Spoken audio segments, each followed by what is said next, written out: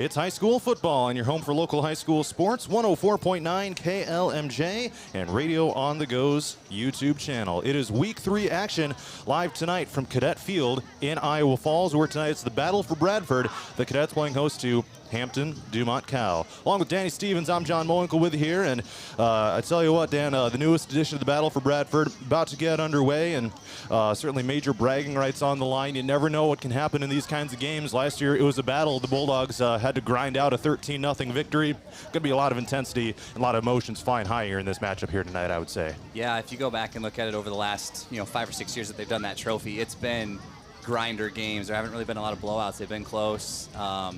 It's always a good team. It's kind of like the Iowa State game a couple weeks ago. You got to throw the records out. You got to throw kind of everything else out and just be like, all right, who's better? Who wants to win this game? So Hampton-Dumont-CAL coming in here 1-1 overall off of a 7-6 win over Clarion Goldfield Dows last week, where a rushing touchdown by Joe Powers proved to be the difference in that one.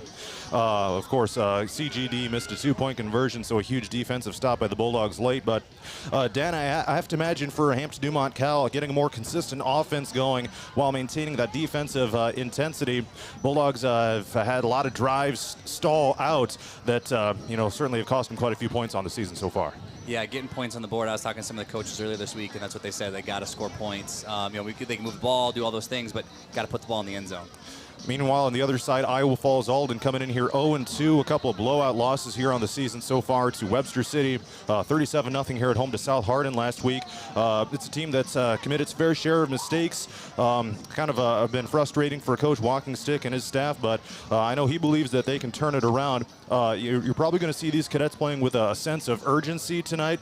All bets are off at this point, I have to imagine, for Iowa Falls-Alden, especially the fact that they're fighting RPI. They're in Class 3A. Even though it's a non-district game for them, it still matters. Yeah, and especially if you get a win over a pretty good 2A team. I think Hampton-Dumont-CAL is a pretty good 2A team. But, they've had a tough schedule, and so you want to get one. And then you talk about the RPI and the wins. You got to expect that Hampton's going to get some more wins being down in Class 2A.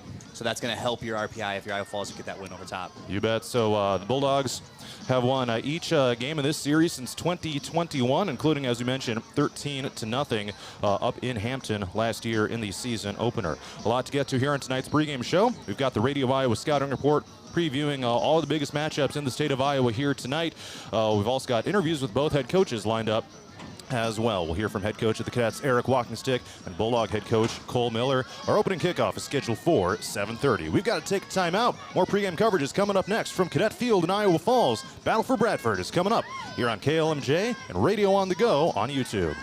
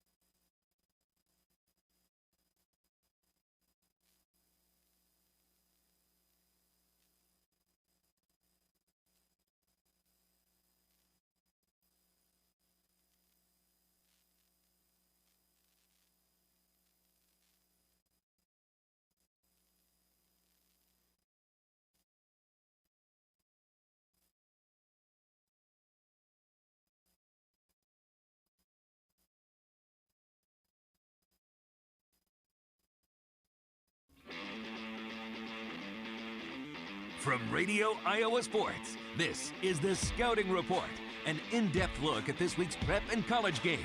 Now from our studios in Des Moines, Todd Kim. The Cyclones look to stay unbeaten with a visit to Arkansas State. The Hawkeyes desperately search for a passing game against UMass, and the Panthers host Eastern Washington. High school football, arch rivals collide in Sioux City. That and more on the Scouting Report. Okay, gotta be late. Gotta go. Where'd I put... wallet. Check. And, phone. Check. Keys. Check. Lunch. Check. Checking for the things you need doesn't take long.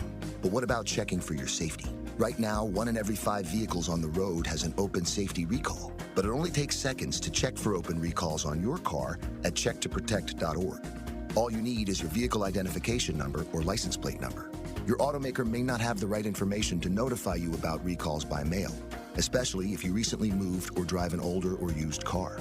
Checktoprotect.org is the quick, easy way to find out if your vehicle has an open safety recall and find the closest dealer who can make the repair for free. Oh, laptop. Check. Before you go, take a minute. Visit checktoprotect.org. Check to Protect is a program of the National Safety Council. The Scouting Report from Radio Iowa Sports. Since last spring, Iowa State coach Matt Campbell talked about how crucial the first segment of the season was going to be, starting with a game in Ireland against Kansas State, as well as the Cyhawk game. The 14th ranked Cyclones are now a win away from taking a perfect record into their bye week as they get set to visit Arkansas State. Campbell expects to face a motivated Arkansas State team. It is rare for a group of 5 team to host a team from a Power 4 conference, and 2 years ago in a similar situation, the Cyclones lost at Ohio. The nice thing is we have so many players that we played in these games and failed.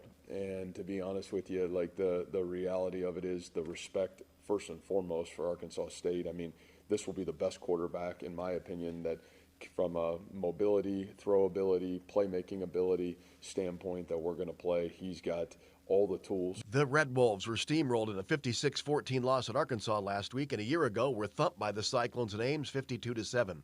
Still, sophomore receiver Brett Eskelton says they won't look past Arkansas State. I think they're a good team. Obviously, they played Arkansas last week. That's a good team as well.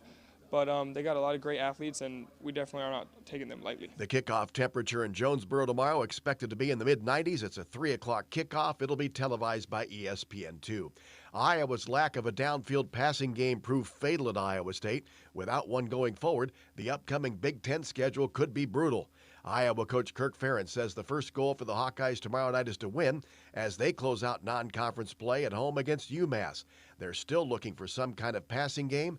It's been non-existent now for 2 weeks. Typically every game we'd rather be balanced, and that's going to be our approach going in, at least hopefully, unless you just, step on a landmine. We've been down that road too, so then you got to do what you have to do to win a game. But in an ideal situation, what we're trying to do is be balanced, and that'll be our approach Saturday. Ferentz is a victory away from a milestone. A win tomorrow night would be his 206th at Iowa, and he would pass former Ohio State coach Woody Hayes as the Big Ten all-time leader in wins. Senior corner TJ Hall. We don't really talk about it at all as a team. We know it's there, but our focus is getting the job done and getting the win. And when the win comes, then he'll have the record. But until then, it doesn't matter. We just need to come out there, play the best game we can, not really worry about everything else outside of what the game is. Kickoff in Iowa City, 6:40. It'll be televised by the Big Ten Network. UNI is at home against Eastern Washington, and Panther coach Todd Stepsis says good tackling will be a key against an Eastern Washington offense that likes to spread the field. Their attack presents a lot of challenges because, again, they make you play 11 on 11. That QB is a runner, and he is a running back, and they'll spread you out. They'll put 5 wides out there. They'll make the box really light. So you got to decide, okay, how do you like your matchup against your quarterback? Drake is on the road at second-ranked South Dakota State, and Coach Joe Woodley says to post the upset, the Bulldogs must limit mistakes and play ball control. But at the same time, you can't play tight. You can't play, just to kind of hang on. You got to cut it loose a little bit, have some fun, and and that's what we're going to try and do Saturday. The Bulldogs opened the season back on August 28th with a 41-7 win over Upper Iowa. Up next, high school football on the Scouting Report. Okay, men, this is your time. Maybe you didn't choose this, but you're here now. You're gonna go out there and be an all-star caregiver. It's up to you. So what are you gonna do? You're gonna go grocery shopping, cook, clean, be there emotionally and physically. You gotta dig deeper. Drive them to physical therapy, doctor's appointments. Don't you forget about the pharmacy. I know you won't, because that's what caregivers do. Don't give up. Don't ever give up. This is your time to show the world, your family, and yourself that you're tougher than tough. Now go out there and be the best caregiver this world has ever seen. Caregiving is tougher than tough. Find the care guides you need at aarp.org/caregiving. A public service announcement brought to you by AARP and the Ad Council. The Scouting Report from Radio Iowa Sports. Non-district play has allowed for many traditional rivalries in high school football to continue. One of the biggest is renewed tonight in Sioux City. Justin Barker reports. Fierce rivals will lock up again tonight at Bishop Heelan's Memorial Field as both teams come in ranked in their respective classes. In Class 3A, it's the number 1 ranked Bishop Heelan Crusaders hosting Class 5A 8th ranked East High. The visiting Black Raiders are led by high-flying quarterback Cal Jepson, future Western Kentucky baseball recruit, and his top wide receiving target Isaiah Grant. The Bishop Heelan Crusaders are led by senior quarterback Noah Conley and future Iowa Hawkeye Kaysen Thomas. It'll be another black and blue battle between these two teams. It's Bishop Heelan and East High, who've nearly split the last 15 meetings, with the home team winning more often than not. The Crusaders and Black Raiders tonight at Memorial Field. For Radio Iowa Sports, I'm Justin Barker. Also in 5A, Joaquin Northwest moved to the top of the Radio Iowa rankings. The Wolves are at Iowa City High. Second-ranked Iowa City Liberty hosts Linn-Mar. It's third-ranked West Des Moines Valley at home against Urbandale. There are a couple of rated matchups in 8-player tonight. It includes 4th-ranked Montezuma hosting number 2 Iowa Valley. Montezuma's 2-0 on the season. Coach John Beck says his defense has a big challenge tonight. Iowa Valley, in a 3-0 start to the season, is averaging 56 points. We're not going to hold them to 0 points. We know that. But can we slow them down enough to get some stops here and there? And our offense be consistent enough to put together drives and score some points and be there right at the end. Make this thing a close game, because they haven't had a true close game this year, and we have. So we want to see what they can do in a close game. Also an 8-player, 5th-ranked Fremont Mills is on the road at 6th-ranked Woodbine.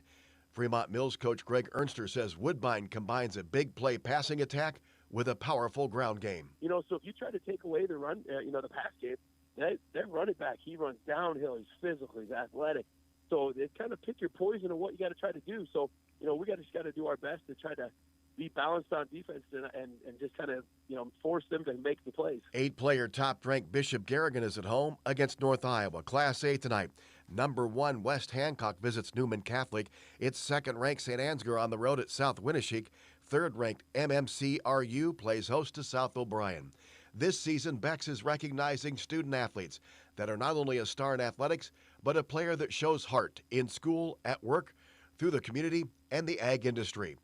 Besides being a 3-sport athlete, Alexa Betting of Nevada is active in other school activities and helps set up service projects for Key Club. One of the ones, for example, that we brought last year was hygiene bags for shelters around Ames and Nevada. So everyone from the club brings in like a couple items like the toothbrush, sunscreen, socks, stuff like that. As a standout distance runner who also competes in basketball, Ben Byers from Sibley Ocheyedan spends nearly the entire year in season or training. Oh, yeah, it's tough, especially when you want to go family vacations or just school trips and things like that. You always got to find that little bit extra time to go run and maybe wake up a little earlier. But especially with distance running, the amount of time it takes and just it's super competitive, and you just got to be training year-round and all the time. Cadley Bailey from Creston started her own cattle herd with her sisters at the age of 8. We own about 40 head of purebred Simmental cattle we bought when we were younger, and we showed them all throughout their showtime life. We breed them, AI them, and we sell their offspring, the bulls and steers, to the sale barn, and then we keep back the replacement heifers to replace our herd. Carter Schwab from Bishop Garrigan got an early start working on a farm that's been in his family for more than a century. My first memory was definitely I was driving the truck when I was 8, and I was putting seed into the planter, back in the seed tender up to the planter. Nominate a student athlete by searching Beck's Player with Heart. The rest of Week 3 is next on the Scouting Report. Every day, farmers rise before the sun and put everything they have into a job so few can do. Their courage, resilience, and relentless work shape the legacies and future of our country. At Beck's, we're proud to stand alongside those who don't wait to see what the world will do. They act, they lead, they are the difference. Beck's honors your commitment to your land, family, and purpose. And while we can't predict what the future holds, there is one thing we can do to change it, and that's be the difference, right now, in every decision in every season.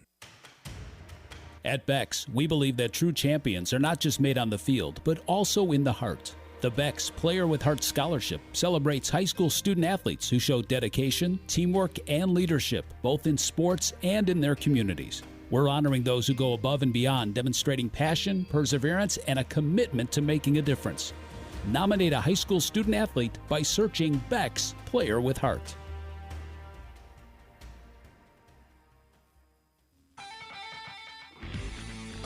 The Scouting Report from Radio Iowa Sports. A top 5 clash highlights tonight's action in Class 4A as third-ranked Adel ADM is on the road at defending state champ and fourth-ranked North Polk.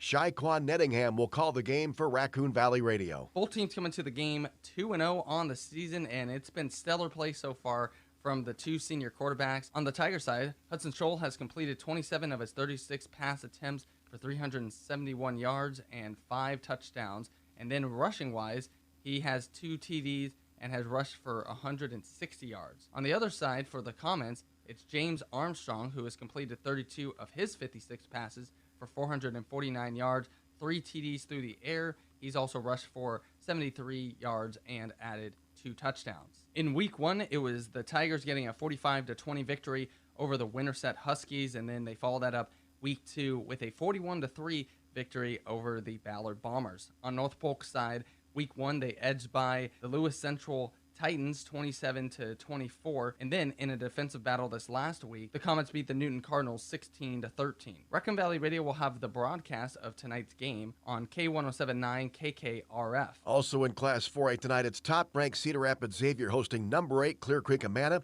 Second-ranked Pella's on the road at North Scott.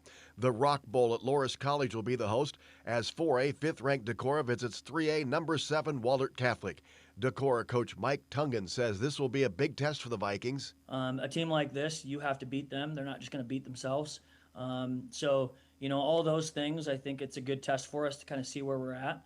I think that we are a good football team, but we're going to find out, where we're at, whether it's good or bad on Friday. We're going to learn either way. And I'm looking forward to the challenge. There is a top 5 matchup in 3A tonight as second-ranked Mount Vernon's on the road at number 4 Solon. 2A, top-ranked Kemper Catholic is at Shenandoah. It's number 2 OABCIG on the road at Boyd and Hull Rock Valley. Third-ranked Alburnett visits 1A, third-ranked Regina Catholic. A rematch of last year's 1A championship game finds top-ranked Grundy Center visiting Dike New Hartford. John Mulwickle has a preview. Dike New Hartford is coming off last week's 7-0 win at Applington Parkersburg, where a third-quarter touchdown was the difference in a game won in the margins. Head coach Don Betts says they'll need to play their most complete game yet. We're going to have to play a much cleaner ball game to have a chance against Grundy Center. They lost a lot of kids off of that state championship team we played in the Dome last year, but they bring back some exceptional players, and the Javowski kid, in my opinion, is the best player in the state of Iowa. Grundy Center coach Travis Zajac looks forward to an electric atmosphere in what will be the 6th meeting in 4 seasons. It's always a pleasure to coach against Coach Betts and his staff and how they do their thing. And we're just going to work on what we need to do to get better, try to improve from week 2 to week 3, and it should be a heck of a football game. Grundy Center will go for its 6th straight win in the series. For the Radio Iowa Scouting Report, I'm John Mulwinkle with On The Go Media in Parkersburg and Hampton. Also in Class 1A tonight, it's second-ranked West Lyon hosting Unity Christian. Number 4 South Hardin is at home against Hudson, while fifth-ranked Underwood pays a visit to Clarinda. That's all for the Scouting Report. For Radio Iowa Sports, I'm Todd Kim.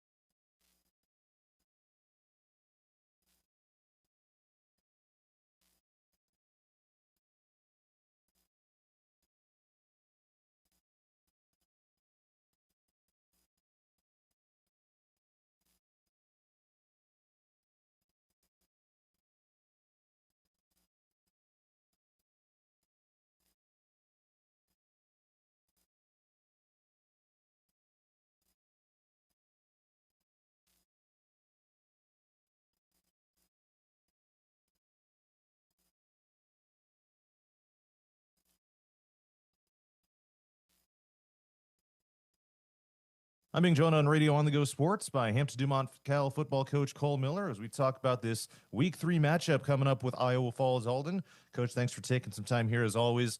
Before we talk about this game specifically, just kind of want to go back to last Friday night. Now that you've had a few days to soak it in, what were the biggest takeaways from that 7-6 victory over Clarion Goldfield Dow's last week?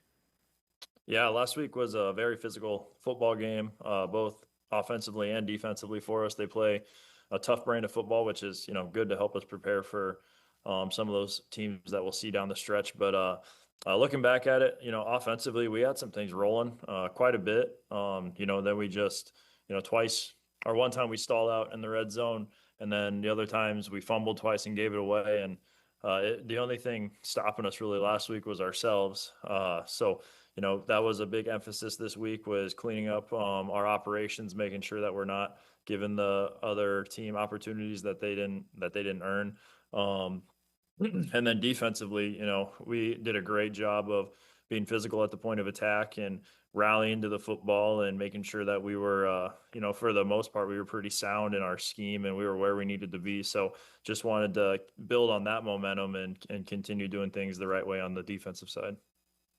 Yeah, and so when it comes to offensively here, obviously, you guys will be looking to take some steps, not have as many drives come to a premature end. What are going to be the biggest steps you're hoping to see your team make, as far as finishing those drives? What's kind of been going into that here throughout this week? Yeah, so a couple times it was turnovers, so we got to make sure our operation is sound, like I said, making sure that we're holding on to the football when we get down into the red zone and, not coughing it up and giving them that. And then like putting ourselves behind the chains. That last drive going in, we had that penalty that on a holding call. So, really it's just preaching that we got to stay disciplined and you can't, if the one time you take a mental break on offense or defense, that's when things go bad. So you got to stay locked in for the whole drive. And then on the flip side here, when it comes to this matchup with Iowa Falls-Alden, a little bit of a change up from last week. I know Clarion Goldfield Owls is kind of a physical ground and pound type team, but IFA likes to spread it out, 5 wide at times, quarterback runs, things like that. What are going to be the biggest areas of focus, defensively when it comes to that scouting report here for IFA? Yeah, like you said, they spread it out. They try to throw the ball around, and so that we'll see. You have to play a different personnel than what we saw last week at the double tight, double wing, fullback look. So personnel-wise, we'll be a little different. We'll have to make sure that we can cover the whole field because they like to stretch it horizontally, and then they'll take their shots and try and stretch it vertically. Defensively, you have to be pretty disciplined because they'll throw some funky stuff at you, whether it's a schemed up screen or, they like to go that swinging gate polecat offense every once in a while, and they'll do that in the middle of the field. So yeah, just got to be ready for anything really. And then the biggest thing, which, hopefully we can perform it like we did last week, and just rally to the football and make tackles in the open field. So a big storyline for your team between weeks 1 and 2 was, a change at quarterback. Blake Burmester as a sophomore taking over, Ryder Struther moving out to receiver. I want to ask about Ryder Struther here. First of all, you had mentioned last week, him being a team captain, but, what have you seen, from him making that change and the response there? Because I'm sure that's, never easy to have a position change, mid-season like that. Yeah, no, Ryder's done a great job for us, and he's handled it like a pro. He's led by example, and he, it definitely, a move like that's never easy. And he cares about the team and wants to do the best thing for the team. So now he's starting at wide out for us, and he's making an impact for us there. The one touchdown that we scored against Clarion Goldfield, he had the ceiling block on the edge to get the last DB that had a chance at our running back. And so without him, maybe we don't end up scoring. Maybe that drive stalls out too. So he made a huge plays for us there. And like I said, handling it like a pro, leading by example, putting in a lot of work, having a great attitude about it. Which, it's never easy when your position changed on you like that. But yeah, I can't speak highly enough about how Ryder has handled the situation and gone about working every day in practice. And then for Blake Burmester to take over as the starting quarterback as a sophomore here, what gave you the confidence in him? What were you seeing, from him throughout, not only the preseason, but, right before you decided to make that change? What gave you the confidence that he would be able to get the job done for you guys? Yeah, Blake, he's done a great job of knowing the playbook in and out. He rarely ever makes the wrong read on a pass play or on a run check. So that gave us confidence there, just his knowledge of the playbook. And then he's gotten plenty of opportunities over the summer when we went to Central Team Camp and saw some live competition in our scrimmage that we were pretty confident that he would do a great job at it. And then we also thought it would give us another advantage, like having Ryder's skill set on the outside and being able to get him the ball on the perimeter a little bit. So that was another thing. We just thought ultimately we thought it was best to have them both on the field at the same time and using both their skill sets. And Blake showed up and did a great job this last Friday. I think he was 9 for 12 passing with almost 100 yards and excuse me. And then he was very composed down the stretch. He ran the 4-minute drill like he'd done it 1,000 times. He was able to bleed the clock and, made sure that we were just in the right run checks down the stretch to get us that victory. And both of those guys, they've done a great job and handled this whole competition really well. And they've driven each other to get better. So again, with Iowa Falls-Alden here, you guys won a 4 straight against those guys, including 13-0 on your home field last season. From these last few matchups, what are some of the biggest things that you remember as far as the games with IFA that you'll be able to take into this one here on Friday night? Yeah, it's a rivalry game, so and they're playing for the trophies. The kids are jacked up about it, but it just seems like anything that could happen happens in these rivalry games. Last year was a battle, 13-0, like you said. A couple of years ago, we got down early they got up on us early, and we had to fight back in the second half. And we really want to try and minimize all of that extra stuff this time around, and really just work on getting to business when we get there and focusing and not having those mental mistakes and the energy or emotional mistakes that sometimes come with a big game like this. So, ultimately you just got to play football and not worry about the other stuff. All right, just a couple things left here for you.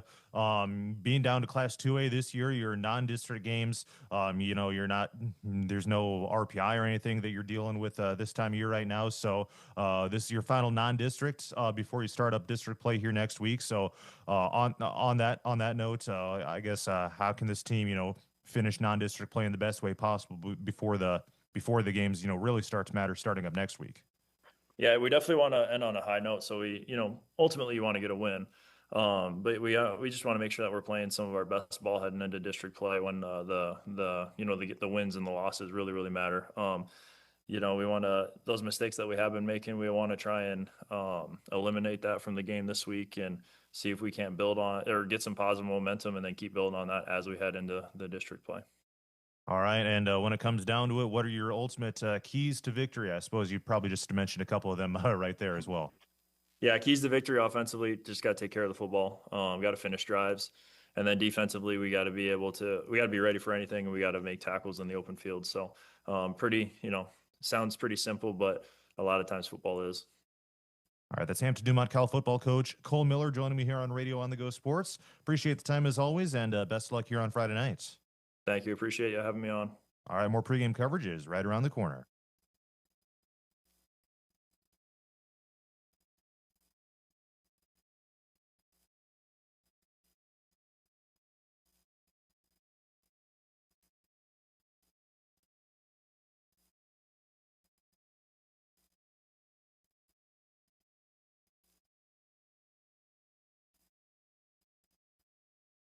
I'm being joined on Radio on the Go Sports by Iowa Falls-Alden football coach Eric Walkingstick as we get ready for this Week 3 game against Hampton-Dumont-CAL. Always big when it's the battle for Bradford. And, Coach, thanks for taking some time here. Before we talk about this upcoming game specifically, I just want to go back one more time. You've had a few days to kind of soak it in. Just kind of want to get your biggest takeaways from last week's 37-0 loss here to South Hardin in Week 2. Well, last week we created too many mistakes. Offensively, we had to start some younger guys in some positions, And, it just didn't bode well for us in the beginning. Didn't play well offensively. And, I just got to do a better job of getting those guys in the right spots and getting them ready to go. It's always a good rivalry game with South Hardin. They're doing a great job over there.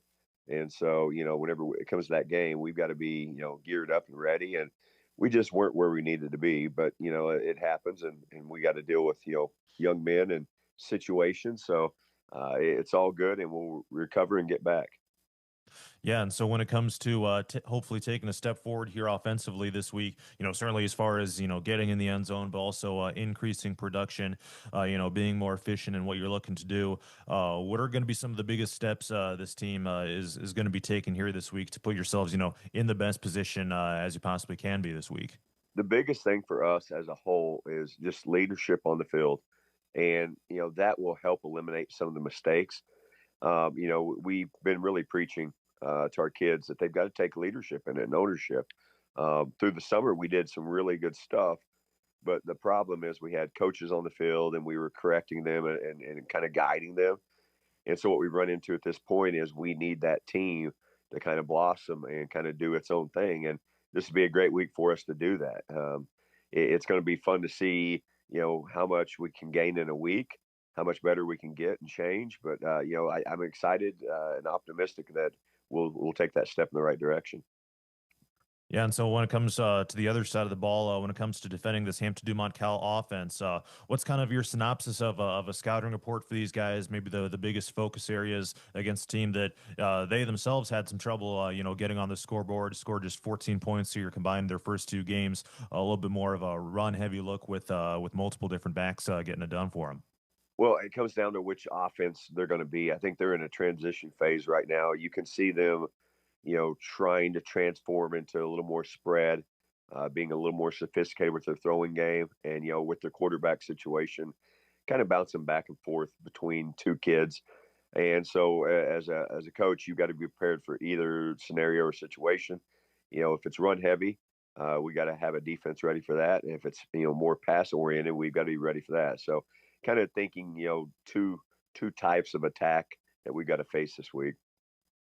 You bet. And, when it comes to, what you guys are able to do in practice, when it comes to correcting some of the mistakes you guys have made here throughout these first couple games, I have to imagine it's kind of a fine line between, having, some level of patience, but also a sense of urgency, right? Like what kind of comes to mind there for you? Well, definitely a sense of urgency. You put in a lot of work in the summer. And so some things are in place and some things are good, but you really can't tell until you get out there, during the game and the Friday night. So, we've had 2 weeks to kind of see, where we need to improve upon and what we need to do. And, we got to get going. It's time for us to kind of step up, and this will be a great week for us to kind of get some things turned around and get some things going in the right direction. So coming into your third meeting here with Hampton-Dumont-CAL, your third season here, right? Yes. Yeah. Yes. What are some of the biggest things that you remember about the previous two meetings with these guys that you can maybe take in here to Friday night? Well, I know, the first year that we played them, they were a big physical team, had some really, really nice looking kids, physical group. And that's the thing that, that we're going to have to understand. They're still getting after the ball. I mean, there are some pieces that you're going, man, I haven't heard that name before. It doesn't really matter. They come off the ball, defensively really well. They are aggressive. They're going to make you make mistakes. And that's the thing for our kids. They've got to understand that they can't allow those mistakes to happen. They've got a good amount of older kids, that are in their ranks. I mean, they're primarily seniors with some juniors splattered through. And, again, for us, with some injuries and some other things, we're sitting there with primarily juniors, a few sophomores here and there, and a few seniors. So for us, it's one of the ones where we just got to, understand that this is a rivalry game, and we've got to do our part, and we've got to get into the game and survive the adrenaline storm and do some things right. Yeah, and you just mentioned it. That kind of led into my next question here. Second straight week, you're playing in one of these rivalry games. This time it happens to also be a North Central Conference opponent as well. So, from your perspective and, for the team as a whole, what does this rivalry mean? I know Hampton-Dumont-CAL is a team you guys really want to beat. It's been, I think, 5 years since you guys last beat them as a program. Well, we definitely want this. It'd be a big shot in our arm, to give us some confidence, as we get ready, in a couple of weeks going to district play. I think it's a necessary game for us. You get to this point when you just haven't had things go your way, and you need some things to happen. So it's a do or die kind of game for us, and it's an opportunity for us to step up against a team that we feel good against. We know that they're a good team, and it's going to be a rivalry game and a slobber knocker, if you will. So we can't wait for that opportunity. All right, and last question here for you. When it comes down to it, what would you say are the ultimate keys to victory or biggest X factors against Hampton-Dumont-CAL here on Friday night? For us offensively, we've got to be able to sustain drive. We've done that, against Webster City. We drove the ball down the field, but we didn't finish, in that game, and eliminate just our mistakes. Offensively last week, we had plays where we didn't even run the right direction, and some things were wrong there, and so that's something we got to eliminate for sure. Offensively, we did a lot better job of controlling the ball as far as we didn't have any fumbles last week, and in the first week we did. That's the biggest key for us, finishing the drives, and then on the defensive side, we got to figure out what their offense is.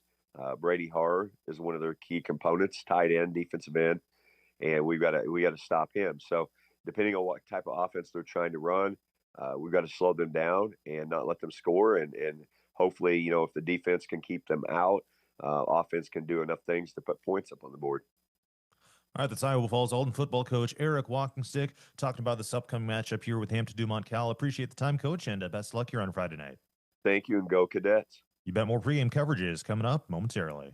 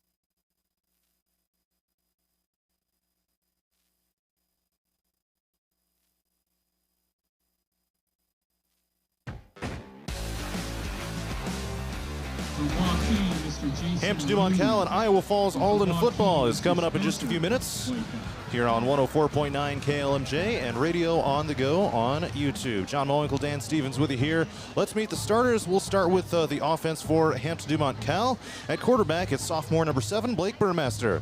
At running back, it's senior number 18, Jacob Mailer. The 3 wide receivers, junior number 6, Hunter Reekin, senior number 12, Ryder Struther, and senior number 23, Brody Struther. On the the tight end, as well as senior number 4, Brady Haar. On the offensive line, the tackles, junior number 65, Emmett Elling, and junior number 70, Briggs Grulke. The guards, senior number 60, Madden Evans, and senior number 52, Hudson Hansen. And at center, senior number 50, Josh Wolford. On the defensive line for the Bulldogs, senior number 4, Brady Haar, junior number 65, Emmett Elling, senior number 60, Madden Evans, and junior number 70, Briggs Grulke. The linebackers, junior number 33, Joe Powers, senior number 18, Jacob Mailer, and senior number 52, Hudson Hansen. The corners are senior number 8, Aiden Keene, and senior number 12, Ryder Struther. The safeties, junior number 6, Hunter Reekin, and senior number 9, Carter Arns. For the Iowa Falls-Alden offense, at quarterback, junior number 14, Carson Calouse. At running back, junior number 23, Jack Dewitt. The wide receivers, junior number 9, Brody McNeil, junior number 2, Cade Olberding, sophomore number 8, Cruz Burrows, and junior number 15, Colin Pieper. On the offensive line, senior number 75, Anthony Ho. Sophomore number 77, Caden Keeker. Senior number 76, Porter Isaacson. Junior number 55, Brady Lancaster. And junior number 50, Brooks Hickman. The cadet defense, the DNs, junior number 12, Connor Keeker, and junior number 63, Reese Rankin. The D tackles, junior number 55, Brady Lancaster, and junior number 50, Brooks Hickman. The linebackers, senior number 11, Tate Ziesman, senior number 54, Carson Blunt, junior number 21, Kyler Patton, and junior number 23, Jack Dewitt. The corners, junior number 15, Colin Pieper, and junior number 32, Drake Sanders. And at free safety, it's junior number 14, Carson Calouse. And we are getting ready to roll. The coin toss just got finished up. Dan, I just looked up. Did you see them? Okay, they just announced the Bulldogs will receive the opening kickoff, courtesy of Mike Holm on the microphone, doing the PA announcing here tonight at Cadet Field. Well, the battle for Bradford is just about here. And Dan, I guess always a big-time matchup when these teams get together. Anything you remember most about some of the last few battles for Bradford's? Obviously, last year was kind of a close one. It took a while for the Bulldogs to pull away for that 13-0 win. Yeah, I remember a couple of years ago when like Scott Haar and Gavin Meter and those guys were all seniors. Hampton started off really, really slow in that game, and I think at halftime it was tied. I think it was 8-8 or something like that. And then second half they all kind of like came back to life and played really well. Ended up winning that game by a couple touchdowns. But it's one of those games where one team can hang around and feel momentum, and then things can happen. And like I said, it's a rivalry game. You got to throw everything else out the window. You bet. Powers and Reekin are back deep to return for Hampton-Dumont-CAL. Nathaniel Sparks will kick it off for Iowa Falls-Alden from right to left as we see it. Here we go. The ball is in the air. Returnable for Reekin back inside his 5-yard line. Looking for a seam. Taken off down the left sideline. Oh, and he gets tackled down just across the 30. Nice return for Hunter Reekin down the far sideline here for Hampton-Dumont-CAL. And the Bulldogs will set up shop just shy of the 35-yard line here on the game's opening drive. Yeah, he took that one inside about the 3-yard line and ended up getting out to the 30. Find a nice little crease there. Made a nice little play. So here comes the Bulldog offense, with sophomore Blake Burmester getting his second career varsity start at quarterback. 9 of 12 passing last week, 98 yards. No touchdowns nor interceptions, but still a pretty solid start for your first career start as a sophomore. And we'll start in the pistol formation with a single wide out to the left side. It's going to be a quarterback run to the right.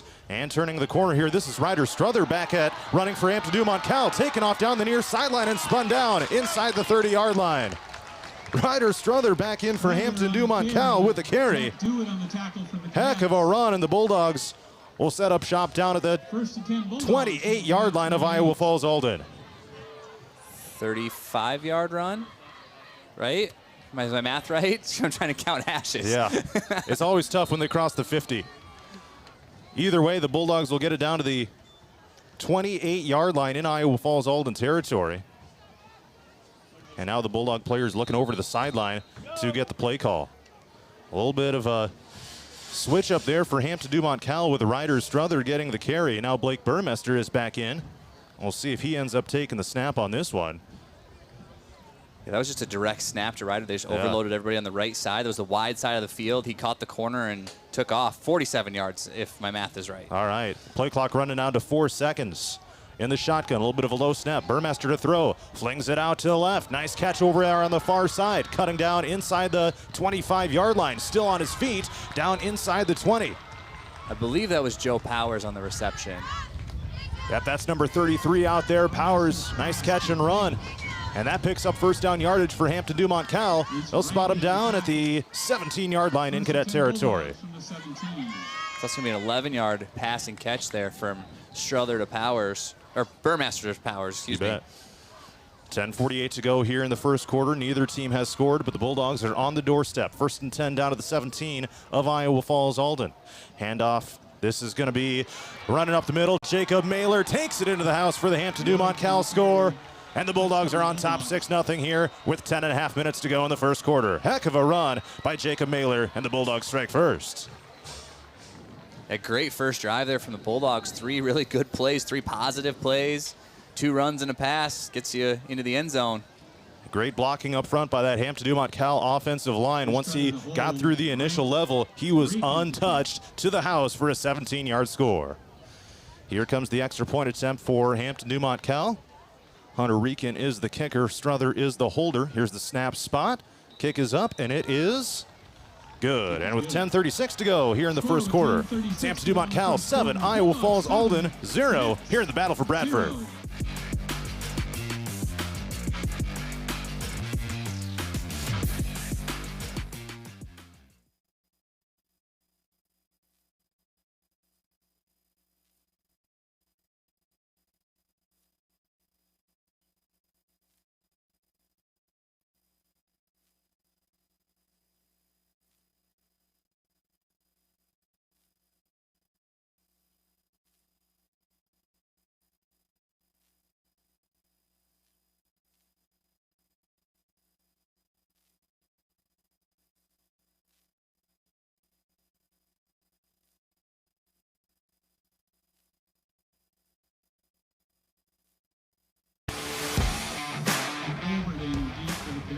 .10:36 to go here in the first quarter. It's Hampton-Dumont-CAL 7, Iowa Falls-Alden 0. Jacob Mailer with a 17-yard touchdown run for the Bulldogs. Nice little scamper on the inside zone play. And the Bulldogs look to be on cruise control here offensively. Let's see if they can, what they're able to do defensively, or if the Cats have an answer in store. Hunter Reekin will kick it off from left to right as we see it from our press box broadcast location. We're about halfway between the 50 and the north 45-yard line. Here is the sidewinding kickoff down to the south end of Cadet Field. Cadets will let it bounce, and one of the returners, that's Sanders, picks it up, takes it across the 20-yard line, and brought down shy of the 25. So the Cadets will take over after a decent return from Sanders. 10:32 to go here in the first quarter. Hampton-Dumont-CAL 7, Iowa Falls-Alden 0. These teams have met a lot over the years. In fact, the first ever meeting between these teams was all the way back in, according to B.C. Moore, the first meeting was back in 1904. And of course, that was when it was just Hampton and just Iowa Falls. I've got some more series history we'll talk about as we go along here in this one. But the Cadets will take over at their own 25-yard line here, 1st and 10. Shotgun formation here with 3 receivers out left and 1 right. Kalous takes the snap. Quick throw to the near side. He finds Olberding. Able to squirm across that 25-yard line out to about the 30. Decent yardage on that catch and run by Olberding. And it'll be 2nd down and about 2 coming up here for the Cadets. 2nd and 3, they'll call it on the scoreboard after that 7-yard pickup. There's a nice little tunnel screen there to the outside receiver in the trips formation. Nice little easy catch and run. Good way to get the game started for your quarterback. 2 receivers now to each side. Kalous in the shotgun formation. Olberding motions, and it's a handoff to the running back.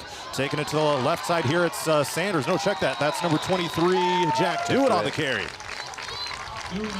Gets out just shy of the 50-yard line. They'll spot the ball down to the 46. And a nice run for Dewitt of the Cadets. After that tunnel screen, as you'd mentioned, a couple of positive plays here for Iowa Falls-Alden. That's going to be a key for them, stringing those good plays together, something that they've kind of had problems doing here throughout the first couple games of the season. Yeah, that was a zone read there for Kalous and Dewitt, and he just decided to give the ball and found a little hole, and nice 14-yard pickup for him. Another handoff. This one goes to the left side. Dewitt lowers the shoulders, gets across the 50. Knee down at about the 47-yard line. Nice little carry there on first down. Picks up about 6-7 yards again. I'll call it a 7-yard gain, making it 2nd down and 3. And there is a Cadet player down injured on the field. Looks like number 77, Caden Keeker, is sitting upright. And one of the members of the training staff will go out and check him out. So 9:18 to go here in the first quarter. Hampton-Dumont-CAL 7, Iowa Falls-Alden 0. But the Cadets putting together a little bit of a drive here.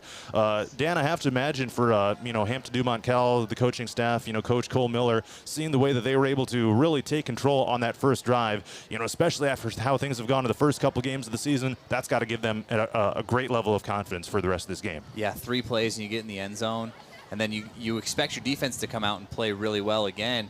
And Iowa Falls moved the ball really well. 3 positive plays for them. Gaining some chunk plays, getting across the 50 now. Now they're getting into plus territory where they can look to score. So it might be a barn burner tonight. So I mentioned some of the series history. So I went back and looked on the BC Moore website. They've got almost every game in the state of Iowa history dating back, last century plus. So there's these meetings when it was just Hampton versus Iowa Falls, then it was Hampton-Dumont versus Iowa Falls, then it was Hampton-Dumont versus Iowa Falls-Alden, and finally now Hampton-Dumont-CAL versus Iowa Falls-Alden. So the all-time series record, teams based in Hampton, we'll call that as a broad name, 31 wins. Teams based in Iowa Falls, 40 wins, and there's been 11 ties in the series history as well. And that's all. That all was back when it was just Hampton and just Iowa Falls. So a whole bunch of games played over the years between these two schools, these two towns, and the Bulldogs have won every game since 2021. 2nd down and 3 here for the Cadets, driving down to the north end of the Cadet field from right to left as we see it. And they will start in the shotgun formation here at the 47-yard line. Olberting motions to the right, and they give it to him on a sweep play to the right. There comes a flag on the near side. Olberting turns the corner down inside the 35, still on his feet at the 30. But there is a flag. It came from the defensive backfield. We'll see what this ends up being. It's got to be a hold. Yeah. There, all the Cadet players are walking backwards as if it is against them. So it was the back judge that threw it, and yeah. It's got to be where it was, and with the play type it was, it's got to be a holding call. Yep. So Cadets are all marching back, and they're looking over to the HD Cal sideline. Yes, clearly they want to accept that penalty. Nah, we'll go ahead and decline it. So yeah, it'll be 10 yards from the spot. Here comes the call. It's actually a personal foul against Iowa Falls-Alden. Oh, crack back. Okay, so that's even worse than a holding then for the That's Cadets. 15. So they back the ball up all the way to the 42-yard line back in their own territory and makes it 2nd down and 13 here for Iowa Falls-Alden. Actually 2nd and 14 we'll call it, back at the 42-yard line. So Kalous in the shotgun, empty backfield now, and Olberting motions. They snap it to Kalous, takes off to the right. Throws to the far side of the field. A tumbling catch is made by Olberting. Nice little play design there. Does a little bit of a somersault at the end. And it picks up decent yardage. It'll be 3rd down and 10. Still going to be 3rd and long here for Iowa Falls-Alden. Able to get a little bit back there on that 4-yard pickup. Yeah, motion into a quad formation there on the wide side of the field, far side from us, and that was interesting play design. And Olberting's back in motion again, making it trips on the narrow side. And one running back in the formation lining up to Kalous's right. Now they'll look over to the sideline. Looks like we're going to have a timeout with the play clock down to 8 seconds. No, they're going to call false start on IFA. Yep, there's the call from the white hat. They see that in college where they, they'll get a play, they'll see the motion, they'll see the defense, they'll look back over at the coach, and he'll signal something in. And I don't wonder if one of the kids didn't come out of his stance to turn and see the coach because of where he was on the field, kind of behind him. It's an interesting thing. It's harder to do in high school than it is in college because you don't have as much practice time. So we'll see how this kind of works for the cadets throughout the game.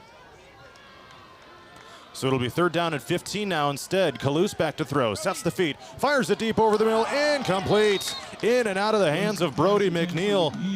That was sure first down yardage, but it's going to be just past the intended receiver, and out comes the punt unit of Iowa Falls-Alden. Yeah, that was a good play design. Man-to-man coverage, had what you wanted, made a good throw just right through his hands. It's going to be 4th and long here. On it, what started out as a really good drive for Iowa Falls, and then penalties just killed them on that. Yeah, they had the crackback block and then the false start. So it'll be 4th down and 15. Cade Olberding is the punter. Let's see, is that Rican back to return for the Bulldogs? Here it comes. I believe it's Aiden Keene. Aiden Keene, yep, that is in number 8. The punt bounces into the end zone. So Hampton-Dumont-CAL will take over at the 20-yard line. 8 minutes and 30 seconds to go here in the first quarter. Hampton-Dumont-CAL 7, Iowa Falls-Alden 0. Looks like they have a drone out there in the north end zone getting some game footage. That's kind of cool. Yeah, a lot of teams are starting to do that. It's easier than a huddle camera that you have to go set up and run up a pole. You can just set the drone, set it how high you want to fly it, and just there it goes. That's awesome. All these new innovations that they got going on here these days. Apologies to the YouTube viewers here. We're having a little bit of a snafu with the tripod. I think we might have it squared away at this point. We'll get that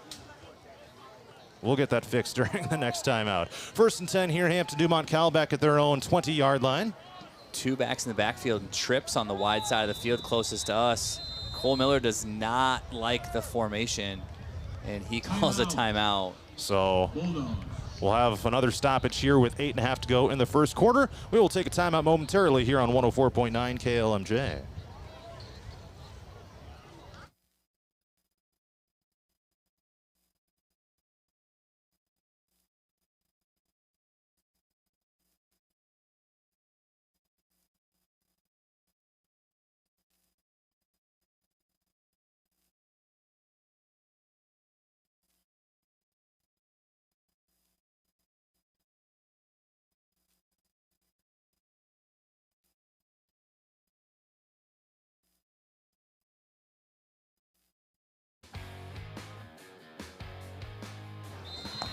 Eight and a half to go here in the first quarter. Hampton-Dumont-CAL 7, Iowa Falls-Alden 0. Bulldogs have it 1st down and 10 at their own 20-yard line after a cadet punt. And Burmester takes the shotgun snap. Hand off to a running back. This is Powers. Plunges up the middle for decent yardage. Will be a couple yards shy of a 1st down. And a nice simple dive play for the Bulldogs on the ground that time. It'll be 2nd down and 2 after Powers gains 8. Bulldogs scored on the game's first drive. 17-yard touchdown carry by Jacob Mailer to put the Bulldogs in front. 2nd down and 2 coming up at the 28-yard line in their own territory. 2 running backs in the formation again. 1 to each side of Burmester. 2 receivers to the right and 1 left. Burmester to throw. Over top his receiver. That's Strother over on the far side. 3rd down and 2. Oh, good route. The throw is just way too high that time, it appeared. Yeah, but with that, for the 2nd and 2, you can take that chance of throwing the ball, and if it's an incomplete pass, it's just 3rd and 2. You got 8 yards on your first run. They've ran the ball really well so far in this game, so you got to expect that, hey, we can run the ball. We'll be okay, even if it's 3rd and 2. It's a long 2, but it'll be all right. Mm-hmm. Well, let's see what the Bulldogs decide to do here. Looks like they'll continue to spread it out here with 2 receivers out of the near side and 1 to the far side, tight end in the formation as well. Now Powers motions out to the right. It's a handoff. Mailer tries to follow the blockers, and he's going to get chopped down shy of the line to gain. Several different cadet players in there to help make the stop. Looks like Reese Rankin was one of them. I believe Lane Silver possibly as well, number 6. And it's going to be 4th down and short coming up for Hampton-Dumont-CAL. 4th down and 1, and here comes the punt unit. So the Bulldogs go 3 and out on this drive, and the Cadets will send Carson Kalous back to return this Bulldog punt. Interesting sending your quarterback back to return the punt. Yeah. Normally a guy you don't want really put in those kinds of situations with the potential of a hard hit on a punt return. Oh, they're faking. Oh, that's a fake punt. I didn't even see where the ball went. It was a surge forward. I think he got it. I'll check the replay here. Snapped it to one of the upbacks. And Hampton-Dumont-CAL moves the chains. Yeah, checking the replay here, it was, one of the upbacks, the guy to the far left. Couldn't see exactly who that was that carried the ball, but just enough for the first down. They needed to get to the 30, and they get the back half of the ball. Looks like it's still on the 30, so got it by inches. I think it was Joe Powers they snapped the ball to. Knowing Coach Albers, he likes to put his running backs in that second line just for that specific reason. And HDCal's punter did a great job of acting like the snap went over his head as well. Burmester hands off. This is Mailer to the left side. And this is minimal yardage. 1 to 2 yards at best. And the down marker will move forward about 2 yards. They'll move it to the 30, just shy of the 33, so 2.5-ish we'll call it. That's a brave call inside your own 30 to go for it on fourth down, 4th and 2. Yeah, it could be a big turning point in this game, depending on what happens at the end of this drive here. 6:15 to go here in the first quarter. Bulldogs 7, Cadets 0. 2 receivers out to the right side. Burmester, a little bit of a delayed handoff, and I don't know if that was designed like that or if there was some confusion on the play. They do get it out across the 35-yard line with Jacob Mailer. And they'll spot the ball down to the 36, so it ends up picking up about 3 yards. But something didn't look quite right there on that play for the Bulldogs. Yeah, the motion, I don't know if there's a motion behind or just whatever it was. Yeah, he didn't get going in the right time, and I think it kind of messed up the timing. He did get a 4-yard gain. It was a nice run, but just not enough, not what you expected out of that play. So 2 wide receivers here to the near side, including Struther, the wide out, and Haar in the slot. 2 receivers out to the far side of the field as well. Burmester in the shotgun here on 3rd down and about 4. It's dropped by Struther. It was a curl route here on the near side. Struther had first down yardage across the 40, in and out of his hands. It'll be 4th and 3. Yeah, the number 32 there for the Cadets jumped the route and just sailed over his head just enough that if he would have caught that, that's probably 6 for the Cadets going the other way. So it'll stop the clock at 5:22 to go in the first quarter, 4th and 3. And now the Cadets almost have to expect a possible fake here again. They are in the punt formation. I don't know if you run 2 fakes on the same drive, and Coach Walkingstick did not like what he saw. So he's going to call a timeout here with 5:22 left in this first quarter. With Hampton-Dumont-CAL leading 7-0, we'll take a brief timeout here as well on KLMJ and Radio on the Go on YouTube.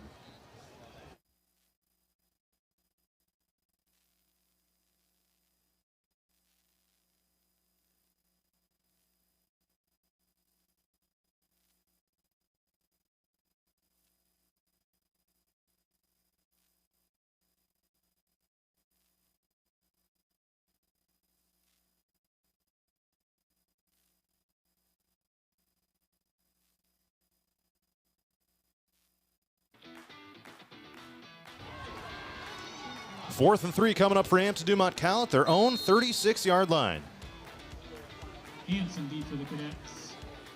Actually more like a 4th and 4. The line to gain is just across the 40. Here is the snap. It is a little bit high, and Iowa Falls-Alden got a good rush on it. Almost got the block.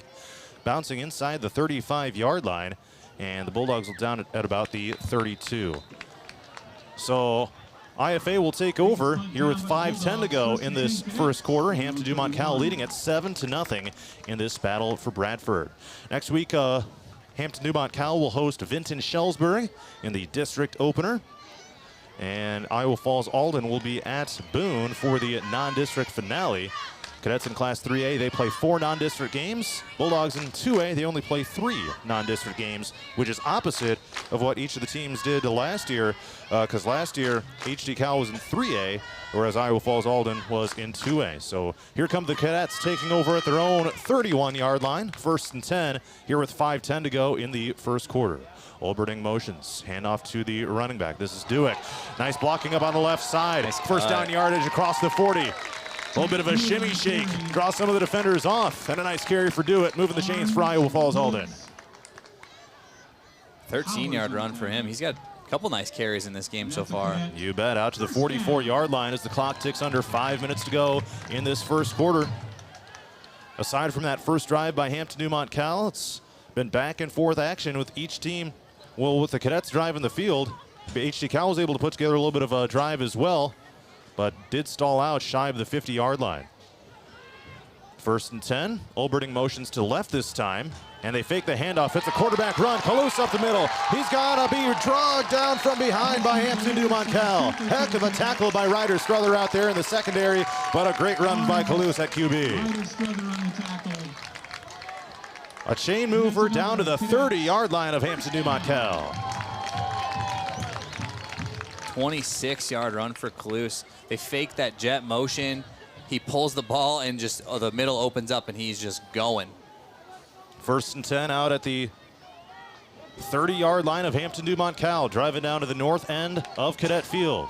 Kalous takes the shotgun snap. Handoff Dewitt, bounces off a tackler in the backfield. Lowers the shoulders, drives the legs down to about the 27-yard line. And Dewitt able to make something out of what was almost a loss on the play. Hampton-Dumont-CAL looks like they might have to do a little bit of a better job of wrapping up. Second down and 7 coming up. The lineup here with 2 receivers each side. Dewitt, the running back, lines up to Kalous's left. And Olberding, or check that, it's a different receiver. It's a QB keeper by Kalous again. This time he's chopped down shy of the 20-yard line. Nice hard tackle by Hampton-Dumont-CAL's Caden Woods out there in the secondary. And it's going to be third down and short here for Iowa Falls-Alden. They'll call it 3rd and 3 at the 23-yard line. The line to gain is the 20. Just over 3 minutes to go here in the first quarter. Hampton-Dumont-CAL leads at 7-0. And now they line up with a heavy formation. They're going to QB sneak it forward. A gutsy call on 3rd and 3, but it looks like it's going to be a first down. Like a tush push. They got all the offensive players bunched up near that line of scrimmage, and they're still peeling people off the pile. And Kalous takes it down to the 20-yard line, just enough for the first down.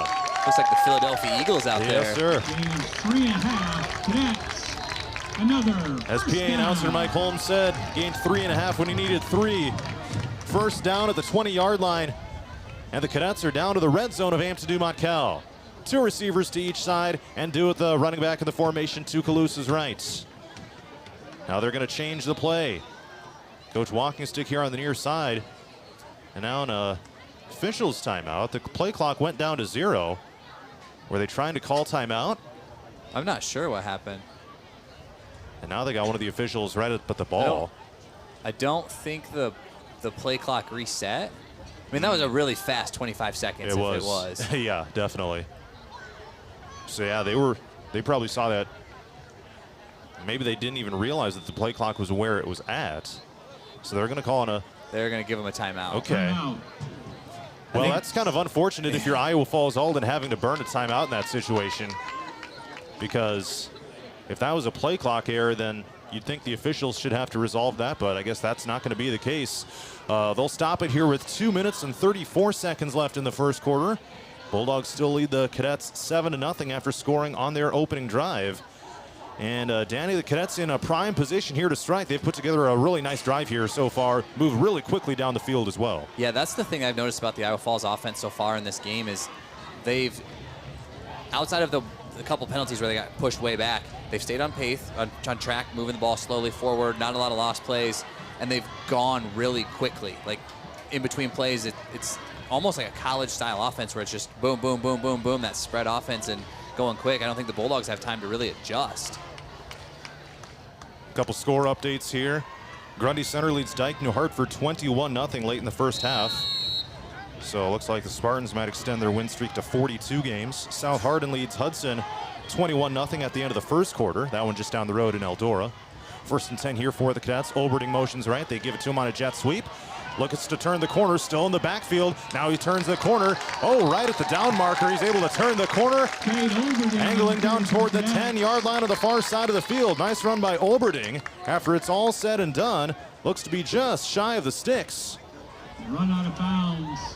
It's going to be second down and short, just outside the 10-yard line. Second and about 2, it looks like. Yeah, that jet motion play is working really, really well for them. And it's now they've given it to him. Kalous has pulled it a couple times, so now you really got to be thinking, if you're the Bulldogs, what are you going to do here? What's the next play coming? Second down and a long one down to the 12-yard line of Hampton-Dumont-CAL. Kalous in the shotgun, do it the running back, and he takes the handoff. Tries taking it left, bouncing off of his blockers. Tries to go horizontal with it, and it's going to be brought down in the backfield here by Hampton-Dumont-CAL. Looks like Woods and Keene in the area for the Bulldogs. Let's see where they spot this one. Looks like they're going to give him about a yard on the play. So third down and 1 coming up for the Cadets down at the 11-yard line of Hampton-Dumont-CAL. Crucial play right here. Hard count up front. Now Kalous and the rest of the players looking over the sideline. Got to think this is four down territory for the Cadets. I mean, you're 6 inches away. You just snuck it for 3 yards, so maybe they come back with that. Keeper Kalous takes it to the right. Won't have Gets to. spun down inside the 10-yard line and a first down carry for the Cadets. Tell you what, Carson Kalous doing a nice job with his legs here tonight for Iowa Falls-Alden, being a big part of this Cadet running game. He looks fast. He looks natural running the football. He looks fast. And he is the leading rusher on the season, coming in with 80 yards rushing. A lot more than that after his night so far. We'll get you a stat update here before too long as well. First and goal for the Cadets down to the 7-yard line. They fake the handoff again. Kalous looks to follow the blockers. Struck down from behind, shy of the goal line. Kalous on the carry. Looks like Mailer was in there to make the stop for Hampton-Dumont-CAL, dragging him down from behind. Second and goal coming up. Ball spotted down at the 2. Playbook should be wide open here for Iowa Falls-Alden. Ball spotted on the left hash, and they break the huddle. Now they go with that sneak formation again. Kalous under center. He takes a snap. He's going to get pushed from behind. Does not appear that he got it. Yeah. Well, that time Hampton-Dumont-CAL certainly knew what was coming, maybe as opposed to the first time around. It'll be third down and goal now for the Cadets. And Coach Walkingstick calling his players over to talk this one through. Your score at the end of the first quarter. Did they call? No, it's the end of the first quarter. 7-0 Hampton-Dumont-CAL leading Iowa Falls-Alden. Cadets will have a third down and goal when we come back to start the second quarter.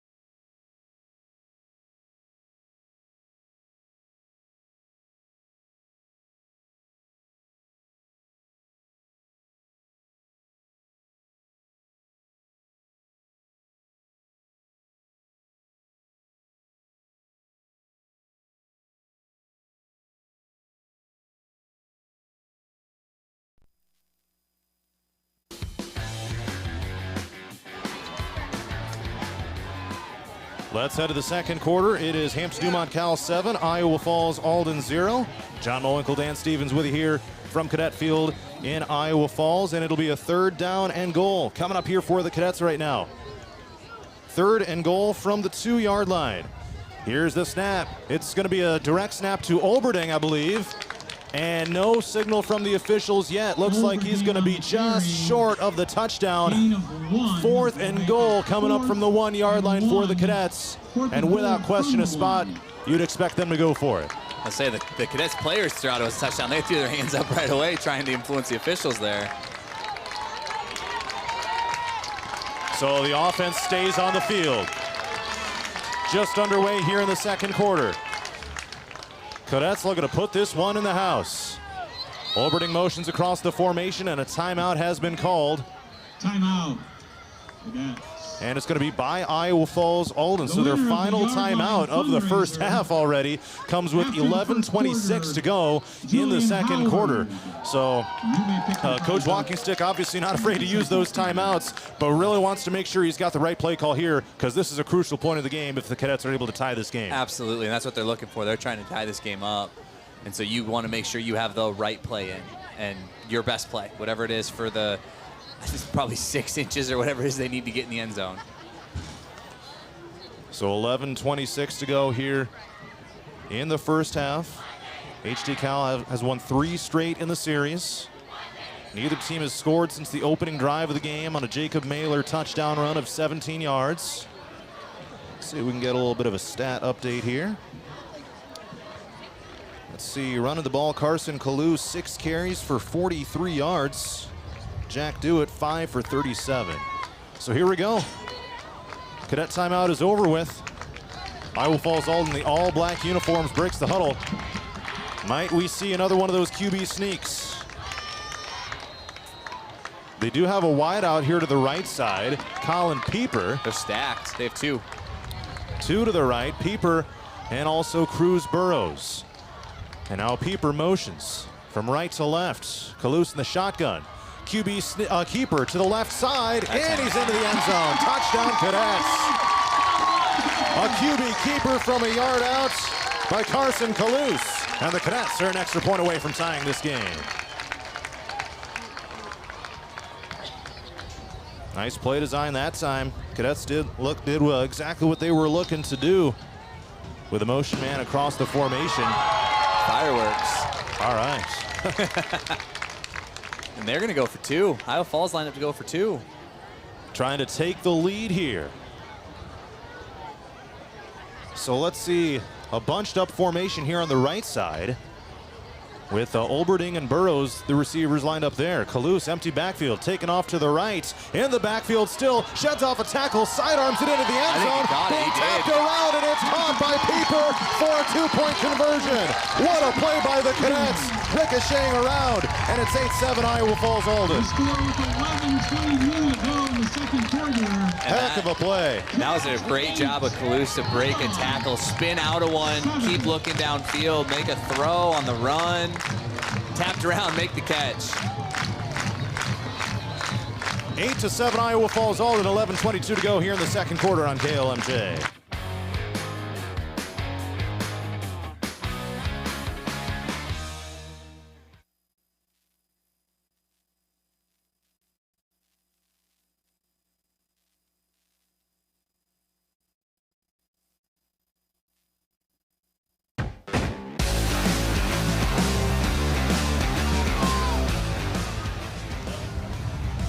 .22 to go here in the second quarter. It's Iowa Falls-Alden 8, Hampton-Dumont-CAL 7. After the 2-point conversion on the QB key the touchdown was a QB keeper by Kalous, and then the 2-point conversion, a pass from Kalous to Colin Pieper. It was tapped around by a couple different players in the end zone, and the Cadets have a lead on Hampton-Dumont-CAL early in this second quarter. Nathaniel Sparks will kick off from left to right as we see it. Boom. Ball is in the air, end over end. Angles to the right. It goes through Powers' hands, back into the end zone. He picks it up. Running to the right, trying to go sideways and spun down at about the 10. That was about almost the worst outcome it could have been for Hampton-Dumont-CAL, aside from a turnover. Went through Powers' hands, and now a long field of drive for the Bulldogs. And Iowa Falls has the momentum. So now if you're the Bulldogs, you gotta get it back. You gotta chain some plays together here, move the sticks, get out of your own red zone and move the ball. They've got the ball spotted back at their own 9-yard line. 3 wide receivers out right, and 1 to the left side of the formation. 11:15 to go here in the second quarter. Burmester in the shotgun with 1 running back in the formation to his left. Burmester loads up, throws deep down the right side of the field. Struther wasn't looking for it. Good throw. Yeah. Ryder Struther was running down the far sideline, but he was not looking back for the ball, and it's going to be an incomplete pass, and 2nd down and 10 coming up. and maybe not everyone on the same page that time around, because it was clear that Strother was not expecting the ball to come his way. Yeah, that was great play design. I mean, it worked out, right? Strother had a step on him. Burmester threw it behind him. I think Strother was expecting it in front and just behind, incomplete pass. So now you got to regroup here. Mailer motions across the formation. He gets the handoff on a jet sweep to the right and chopped down. Mailer on the carry. Looks like a yard or two at best. Chopped down by that Iowa Falls-Alden defensive front. It was a good lead block out on the far side by the Bulldogs, but not much coming out of that. It's going to be just a 2-yard gain, making it 3rd and 8. Bulldogs trail 8-7 here early in this second quarter. And let's see what they dial up here. Cadets making sure everyone's in the right spot here defensively. They have burned all their timeouts, by the way. HD-Cal has 2 left. So 2 receivers out to the left, 1 to the right, 2 running backs in. Burmester takes a snap. It's a pitch left. This is Powers. Cuts back to the right. And he's brought down from behind, shy of the 20-yard line, close to the line to gain. Looks to be just a little bit short. Drake Sanders on the stop. It's going to be 4th down here for the Bulldogs. And out comes the punt unit. He's short by a couple yards. Yeah, he's short by about 2. Well, that was a nice run for Powers, showing off that shiftiness. That was a nice cutback back to the right after he started left. 9:56 and ticking here in the second quarter, and the Cadets, with the momentum right now, are going to get the ball back. Tight punt here for the Bulldogs, making sure they get that punt off. Colby Hansen is the return man here for Iowa Falls-Alden. Back about at his own 45-yard line. Here comes the punt. And returnable here for Hansen. Got some room to run down the right sideline. Still on his feet, throwing defenders off of him. Nice return by Colby Hansen, state qualifying wrestler. Doing some damage here in the special teams game here for Iowa Falls-Alden. And they're going to start this possession at the 36-yard line of Hampton-Dumont-CAL. Check the 31-yard line of Hampton-Dumont-CAL. Momentum. The momentum has shifted Iowa Falls' way. Hampton-Dumont had the first quarter. Iowa Falls has taken it the second quarter and is in plus territory again to start this drive. 9.5 minutes to go here until halftime. Iowa Falls-Alden 8, Hampton-Dumont-CAL 7, and the Cadets take back over here on offense. 2 receivers to each side, and Burrows motions, and it's going to be a QB keeper. Carson Kalous takes it left, tumble down inside the 30-yard line. He'll spot the ball down at about the 28. Gains 3 yards, makes it 2nd and 7 here for IFA. They scored late in the, or excuse me, it was early in the second quarter. The drive started late in the first quarter, and then they scored early in the second quarter on a 4th and goal and made the 2-point conversion.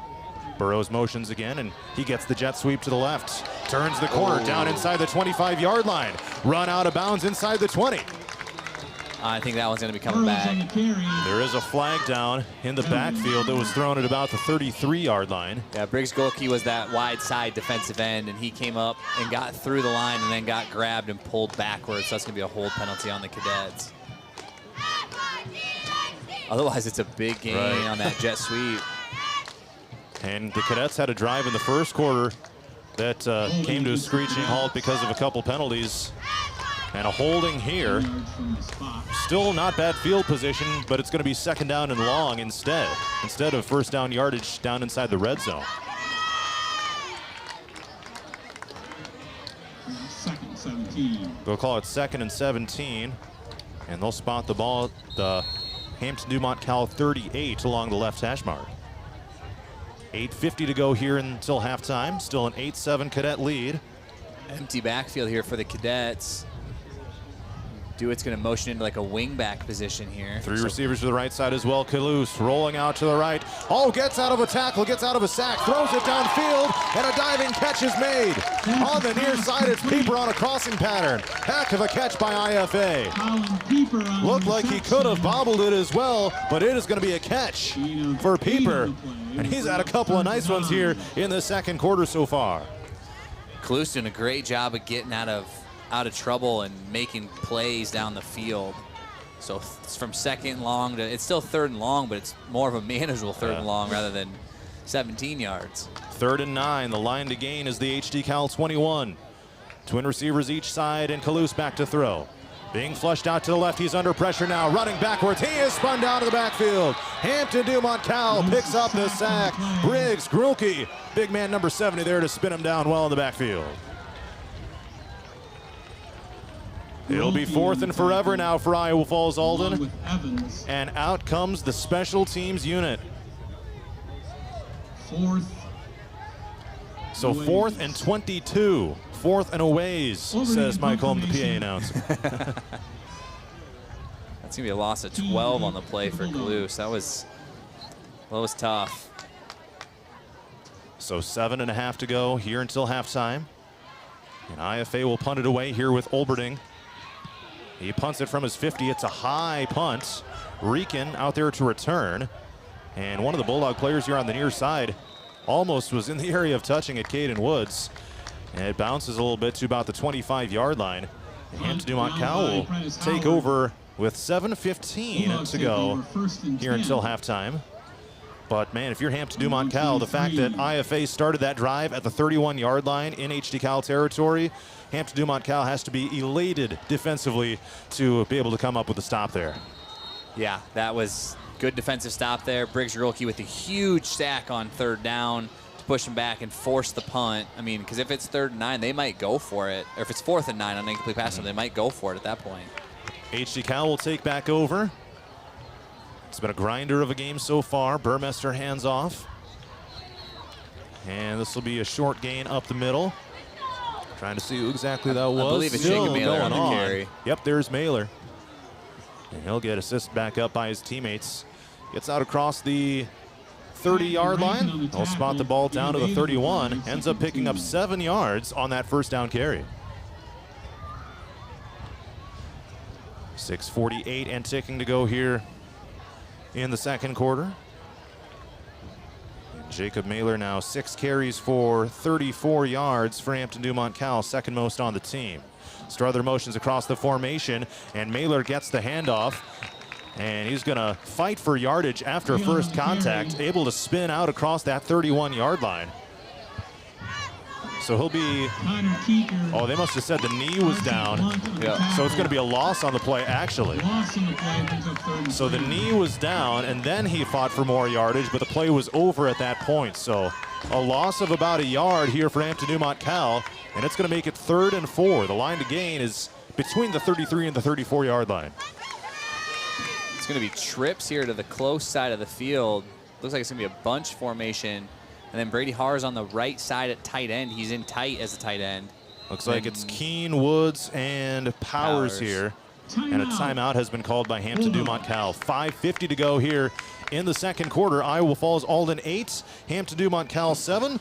Let's do a few more score updates here. Mentioned 21-0 Grundy Center leading Dike New Hartford. That one has reached halftime. On 99 The Wave tonight, AGWSR is hosting Belmont-Clemmy, and it is Belmont-Clemmy 28, AGWSR 0 at halftime. Let's see some other scores going on tonight. Applington-Parkersburg is hosting Garner-Hayfield Ventura. I saw the Falcons were up big, 20-0 in the 1st quarter. We'll get some more updates on those here as we go along. But some other stats here tonight. Let's see, 1 completion for Blake Burmester of Hampton-Dumont-CAL, 1 for 4 for 11 yards. Ryder Strother right now has the most rushing yards on the team for HD Cal with 1 carry for 39 yards. That 1 big carry on the first play of the game. And Joe Powers, the one who caught the ball, that 1 reception for 11 yards. So 3rd and 3, a long 3 we'll call it here for Hampton-Dumont-CAL. Back at their own 30-yard line, 2 running backs in. 3 receivers right, and it's going to be an option play. Pitch to the right. This is Powers. He's got the 1st down, churning those legs out across the 40-yard line, and popped down by Sanders. Nice run by Joe Powers on the option play. Yeah, that was a nice play there. Fake the handoff and then go with the orbit option pitch. 11-yard run there on the play. Out to the 41-yard line. Here's a score update from Parkersburg. It's Applington-Parkersburg 40, Garner-Hayfield Ventura 0, just underway in the 3rd quarter. So the Falcons are going to get a big win there. 1st and 10 here at the 41-yard line for Hampton-Dumont-CAL. With 3 receivers out to the near side. A little bit of hesitation for Burmester. He takes off across the 50-yard line and spun down. That's quarterback carry. That's Ryder Struther. Struther. All right. So another one of those direct snaps. Kalous able to make the stop there for IFA. Fakes the pitch. Fakes the pitch and then goes on the carries it up the middle for a nice run by Ryder Struther. Now Burmaster's back in at quarterback. So there's one of those switcheroo there. So they made the switch between week 1 and week 2. Ryder Struther was at QB, moves out to wide receiver. Blake Burmester takes over as a sophomore. Coach Cole Miller said that one of the big factors in having Burmester take over as a sophomore was how well he knew the playbook.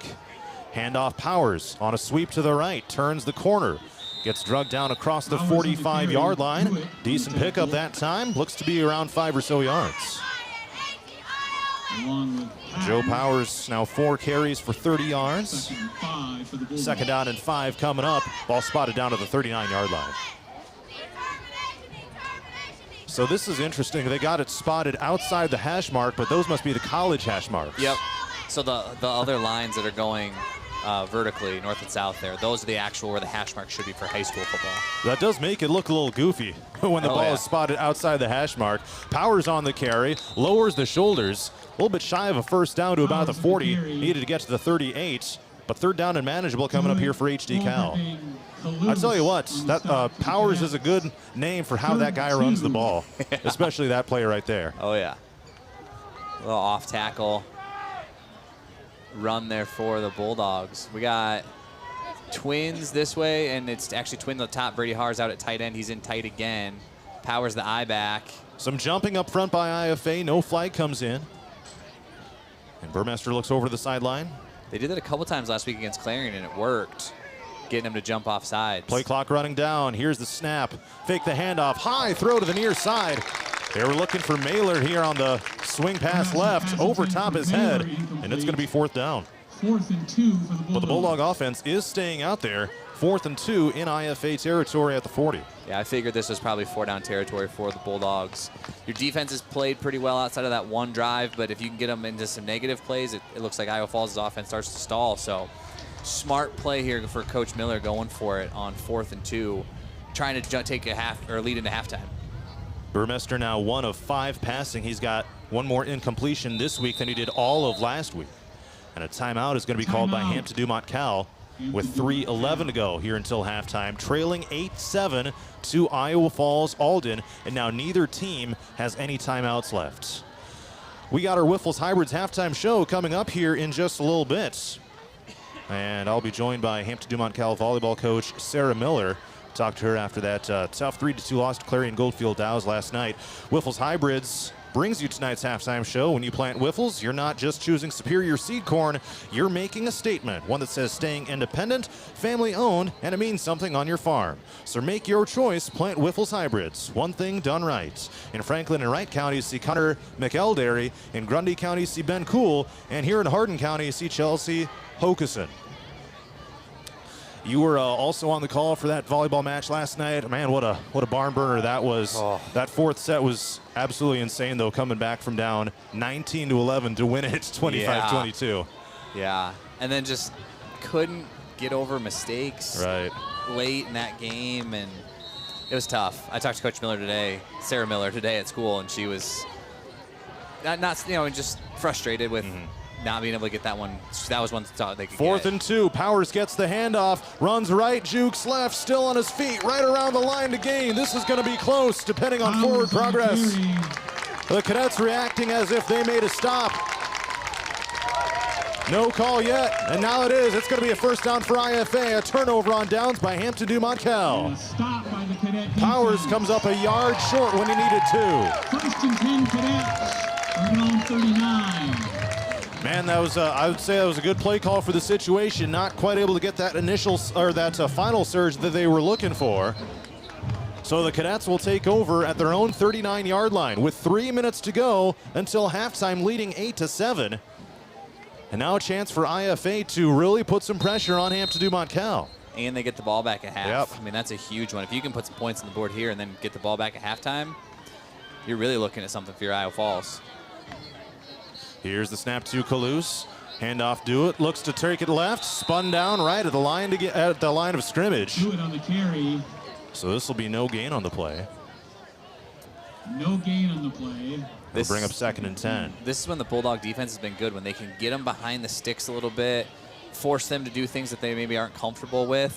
So it'll be interesting to see how the rest of this possession plays out, or if Coach Walkingstick kind of slows it down and just says, hey, we'll play for halftime. We're okay.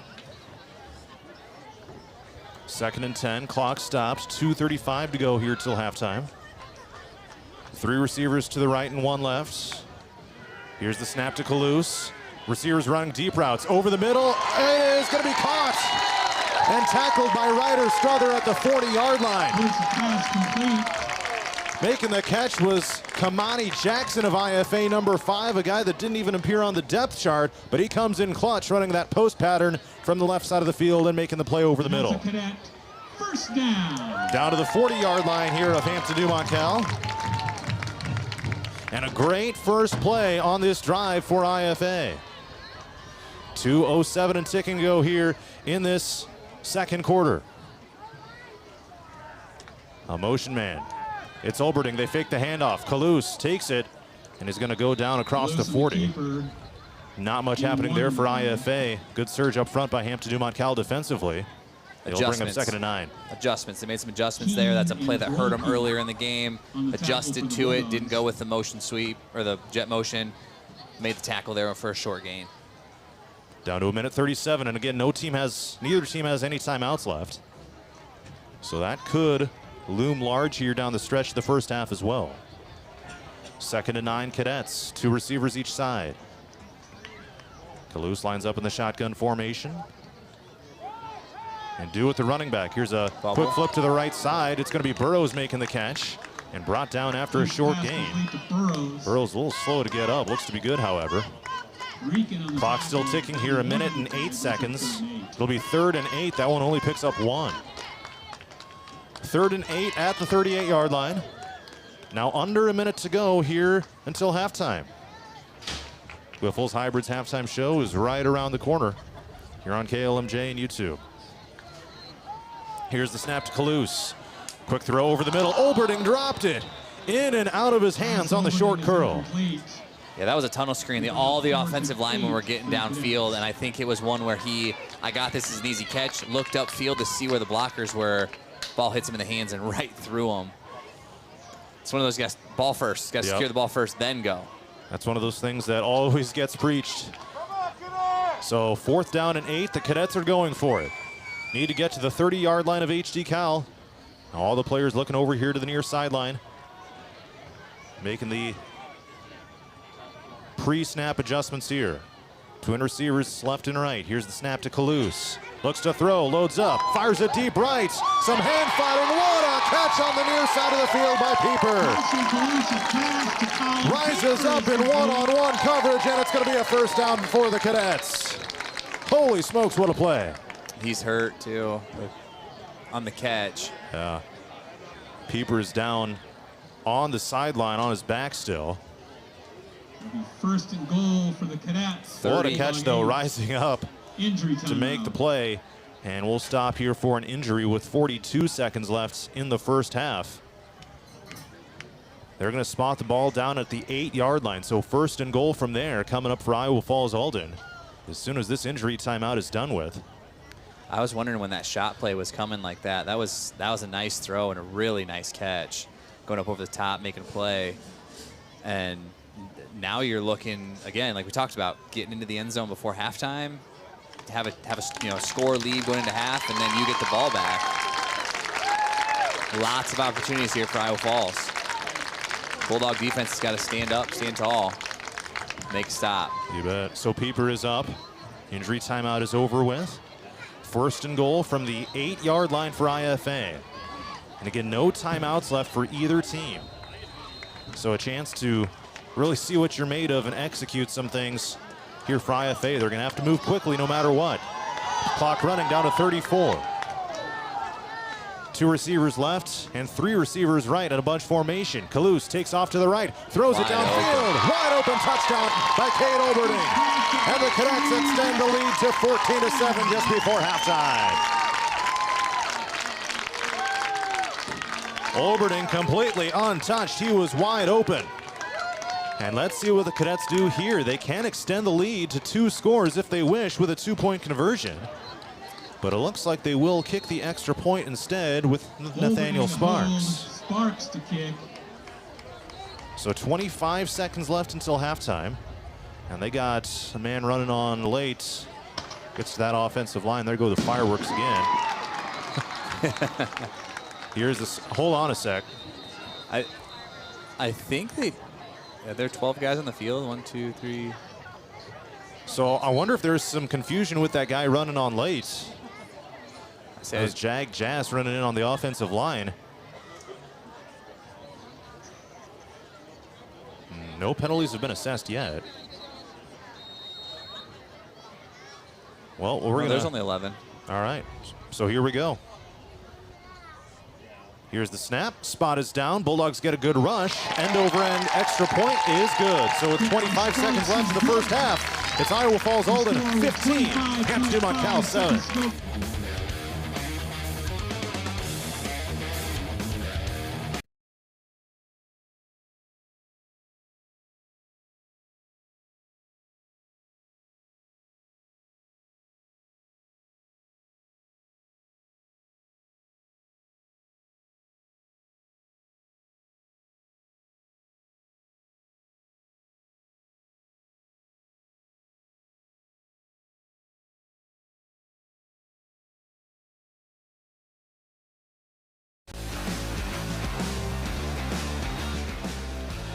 So 25 seconds left in the first half. It's Iowa Falls-Alden 15, Hampton-Dumont-CAL 7. Wide open touchdown catch by Cade Olberding in the end zone for Iowa Falls-Alden. They went for 2 on the first touchdown of the game. That time they went for an extra point, and they extended to a 15-7 lead. John Mowinkle, Dan Stevens with you here, and you got to be curious about what Hampton-Dumont-CAL is going to do here. I'd imagine the return yardage here is going to play a big factor, and if they try to get aggressive here right before halftime, if they got a long field to drive, you'd probably just looking at taking a knee. Yeah, that's what I would think too. If they get a return like they did at the opening of the game where, Hunter took that one about 30 yards, you're good. And this kick is angling to the sideline. It's going to be caught and dropped by HD Cal. Picked up down inside the 20-yard line. I think I thought I heard a whistle. Is this Powers? He is on the return. Powers taken off to the right. And now they blow the play dead at 14 seconds. Sam Turner on the tackle. That was almost a big snafu for Hampton-Dumont-CAL on the kickoff return. And now there's 14 seconds left. The Bulldogs have it at the 32-yard line in their own territory. Well, and that's one, if you just kind of let it go, it probably goes out of bounds. Right. Then you get better field position, and more clock. Yeah, 10 more seconds on the clock. I would assume here that the Bulldogs are going to take a knee and just go to halftime. Yeah, so nobody's splitting out wide. Oh, just kidding. So they do line up 2 receivers. Rieken is out there on the far side. On the near side, here's Struther. There's 2 running backs. Powers, I think, is in the slot. Mailer's the I-back, and Brady Harr's in his fullback spot. Here's a pitch to the left. This is Mailer on the carry, chopped down after a gain of a couple yards. Won't have time to get back to the line and run another play, and that is going to be it. We have reached halftime. It is Iowa Falls-Alden 15, Hampton-Dumont-CAL 7. It's going to be an intense battle for Bradford. Halftime is next here on 104.9 KLMJ.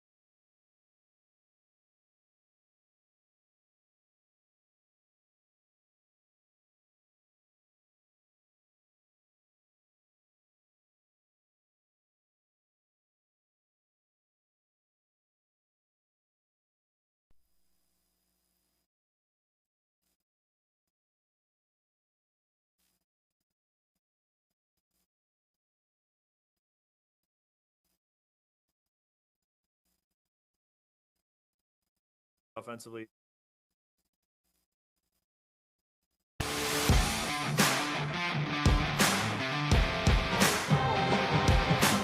We've reached halftime at Cadet Field in Iowa Falls, where the Cadets lead Hampton-Dumont-CAL 15-7. Whiffles Hybrids is pleased to bring you tonight's halftime show. Whiffles is the only seed brand focused exclusively on corn. Whiffles doesn't worry about selling equipment, chemicals, fertilizers, or soybeans. They only worry about one thing, helping farmers produce the best possible corn crop. Because Whiffles wins when you do. So when you think of Whiffles, when you think corn, think Whiffles. In Hardin and Hamilton counties, check with Chelsea Hokeson. In Butler and Bremer County, check with Jamison Stagey. And in Franklin and Wright counties, see Connor McElderry. Whiffles Hybrids, plant your independence.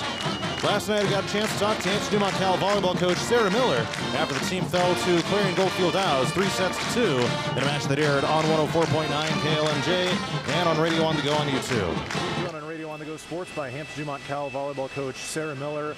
Another one of these 5-setters, your third 5-set match here in 3 matches on the season. Unfortunately, a loss here to Clarion Goldfield Owls. Just kind of want to get your initial thoughts. A match that, man, sure had a lot of its back and forth, but unfortunately come up just short in set 5. Yeah, I was happy with what I was seeing in set 1. I thought we were kind of getting in the rhythm, and for whatever reason, set 2, we did what we've been doing lately and really getting down, and we can't do that. We can't put ourselves in such a deficit that it's really hard for us to come back. I saw a lot more just maybe not great connections tonight than I've seen in the past. We just had some people off, not really having a lot of confidence, and we need to keep working on that. Every girl on this varsity squad deserves to be out there, and we got to make sure that we're finding confidence and finding the right people to be out there.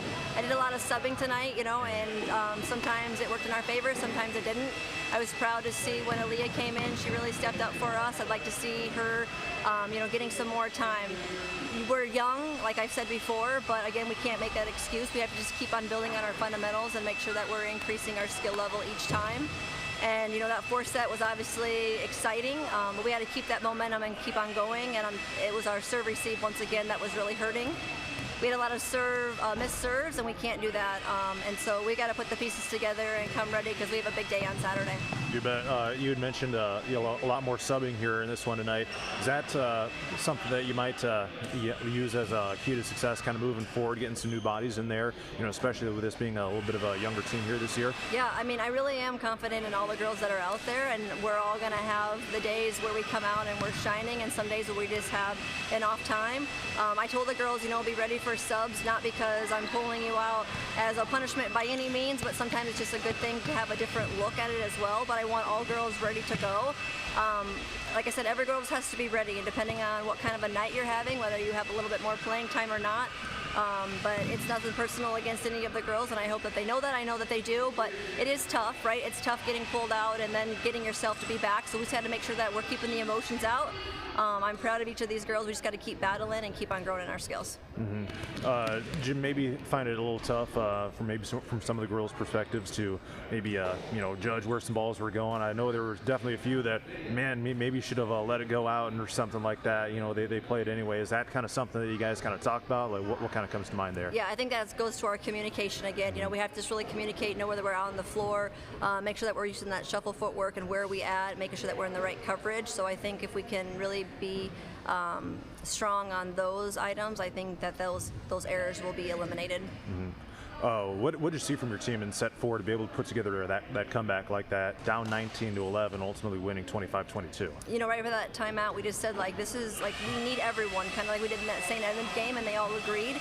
It's when we lose that fire, right? So we had that energy, we had that fire towards the end of that set 4, and it was just 1 point at a time, and they were celebrating big. There were points in the night tonight where we weren't even celebrating the good things that we were doing, and then that's going to hurt us. So we got to make sure that we're celebrating big like we did in the set 4, and just really be growing off of that momentum and letting us gain our confidence when we're doing that. When it comes to hopefully bouncing back, just less than 48 hours, you go to Belmont Clement here on Saturday, get a chance to take part in a tournament for the first time this year. Be a lot of quick matches, a lot of growth opportunities, I'm sure, on Saturday.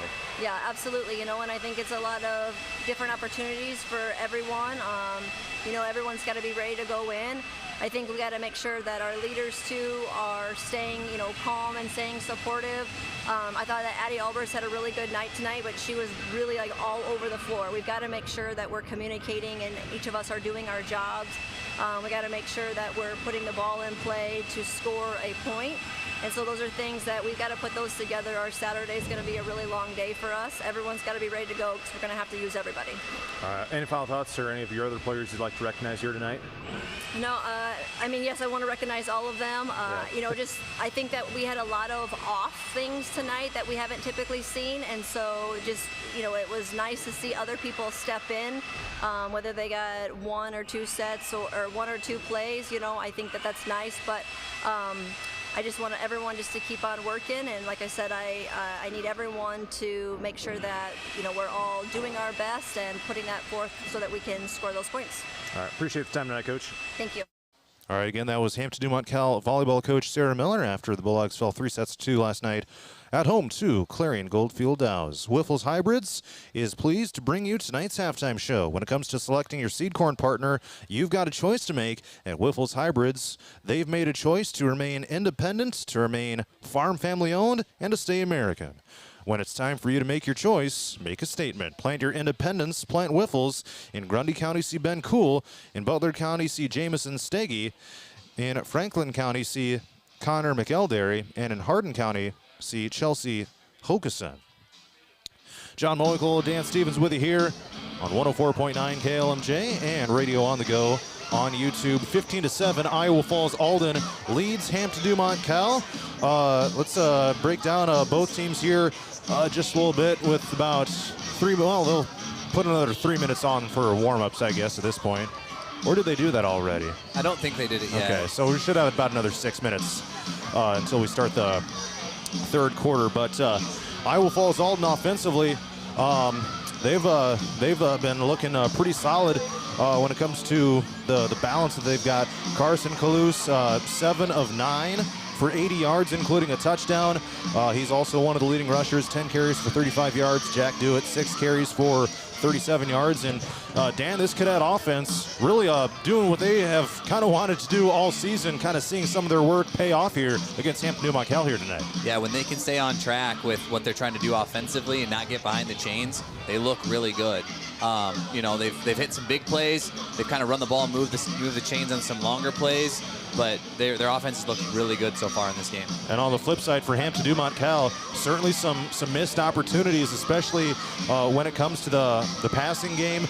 I remember one play with Ryder Struthers specifically, maybe some miscommunication going on. He was open on a fly route down the sideline, but was not looking for the ball. So, I mean, that's one that comes to mind, certainly. I believe that was a drive that ended up resulting in a turnover on downs for Hampton-Dumont-CAL. So the Bulldogs kind of running into maybe some of the same stuff they've seen the last couple games where they've been held to just one score in those games as well. Yeah, the passing game is what's kind of struggled for them today. The one catch for Joe Powers in the first drive, second play of the game, got 11 yards, and that's the only completion so far. So you got to expect that Hampton-Dumont-CAL needs to come out and try and throw the ball, find some openings. You got a 6'7" tight end, Brady Hart, get him involved in the game. And then running the ball, it kind of goes in spurts where sometimes it's really good and then other times you can't get anything. So consistency for the Bulldogs is going to be important in the second half.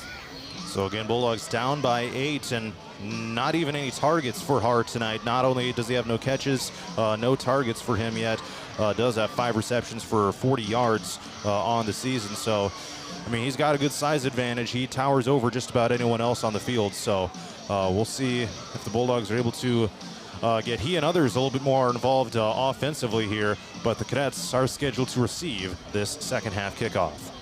We're going to take a timeout here on our Wiffles Hybrids halftime show. Our third quarter is next. Our score right now, Iowa Falls-Alden 15, Hampton-Dumont-CAL 7. We'll be back in just a moment.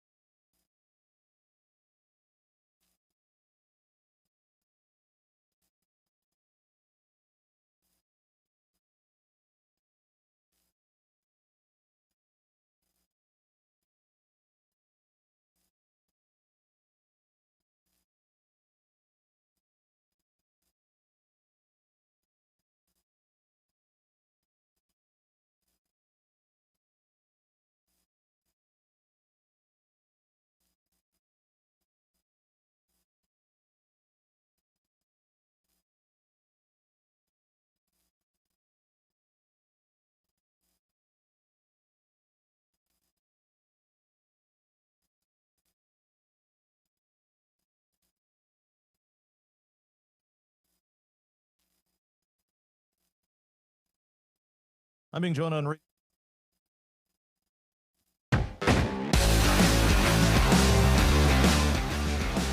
Let's head to the third quarter. Iowa Falls-Alden 15, Hampton-Dumont-CAL 7. John Mowinkle, Dan Stevens with you here. And the Bulldogs will kick off from right to left as we see it from our broadcast location. It'll be Hunter Reekin to kick it deep here for Hampton-Dumont-CAL. Looks like Sanders and Olberding back deep to return for the Cadets. Here's the run-up. The ball is in the air. End over end kickoff.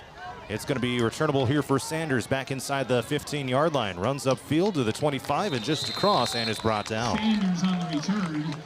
All right, so that is where the Cadets will take over here to start this third quarter, leading 15-7. They scored late in the first half, so the Cadets are carrying a whole bunch of momentum here into this third quarter. They will start at their own 27-yard line. Ball spotted on the near hash mark. See what adjustments were made at halftime for both teams, especially the Bulldog defense here as they come out with looks like a 4-3, 2 deep safeties, 2 high safeties as Iowa Falls comes out with double twins and a pistol formation. Olberding motions from right to left across the formation. A little misdirection here. It's a handoff to Do It. Gets brought down around the 35-yard line, picks up about 7 yards on the play. And this Cadet offense continues to run chunk plays at a time. Actually, that's a 9-yard carry out to the 36. Well, that was a nice play call. Olberding goes in motion on that jet motion and give the handoff coming back the other way there to Do It. He gets a nice 9-yard pickup to start the drive for the Cadets. Olberding motions right to left again. Same and play. Do It gets the handoff yet again. He's got the first down, trying to break out of a tackle and finally spun down around the 50-yard line. HD-CAL's Ryder Strother back there in the secondary to make the stop, but another nice run by the running back Jack Do It of the Cadets. And that's a Cadet first down. First down out to the 50-yard line. IFA in business here in the second half, less than a minute into the third quarter. They'll break the huddle here on 1st and 10 of the 50-yard line. Bulldogs will walk a linebacker up, and so it's almost like a 5-man front now. And it's a sweep handoff right. Olberding sheds out of a tackle, gets across the line of scrimmage to the 45, and brought down just across there. Nice job of kind of throwing that defender off of him after he could have gotten stopped in the backfield. Ends up picking up about 6 yards. 2nd and 4 coming up for the Cadets after the nice sweep play by Olberding. Yeah, Jacob Mailer came through kind of untouched and just overshot the play, and Olberding made a nice cut to get the 6-yard gain. 2nd and 4. Cadet players looking over to the sideline. IFA searching for their first win of the season, coming in 0-2. Hampton-Dumont-CAL 1-1. Here's the shotgun snap to Kalous. It's a QB keeper. Tries bouncing it to the left, then to the right. Forward progress is stopped. Looks like he almost thought the play was going to get blown dead. Stop turning those legs. Picks up about 3 yards to make it 3rd and 1. So all positive plays for this on this possession for the Cadets. Just moving the stick, staying ahead of the chains. That's been their success so far in this game. Kalous now 11 carries, 38 yards after picking up 3 on that one. 3rd down and 1 IFA at the 41-yard line of Hampton-Dumont-CAL. It's a handoff. Do It once again. He's got the first down across the 40-yard line down to the 35. Carter Arns there to help make the stop for Hampton-Dumont-CAL.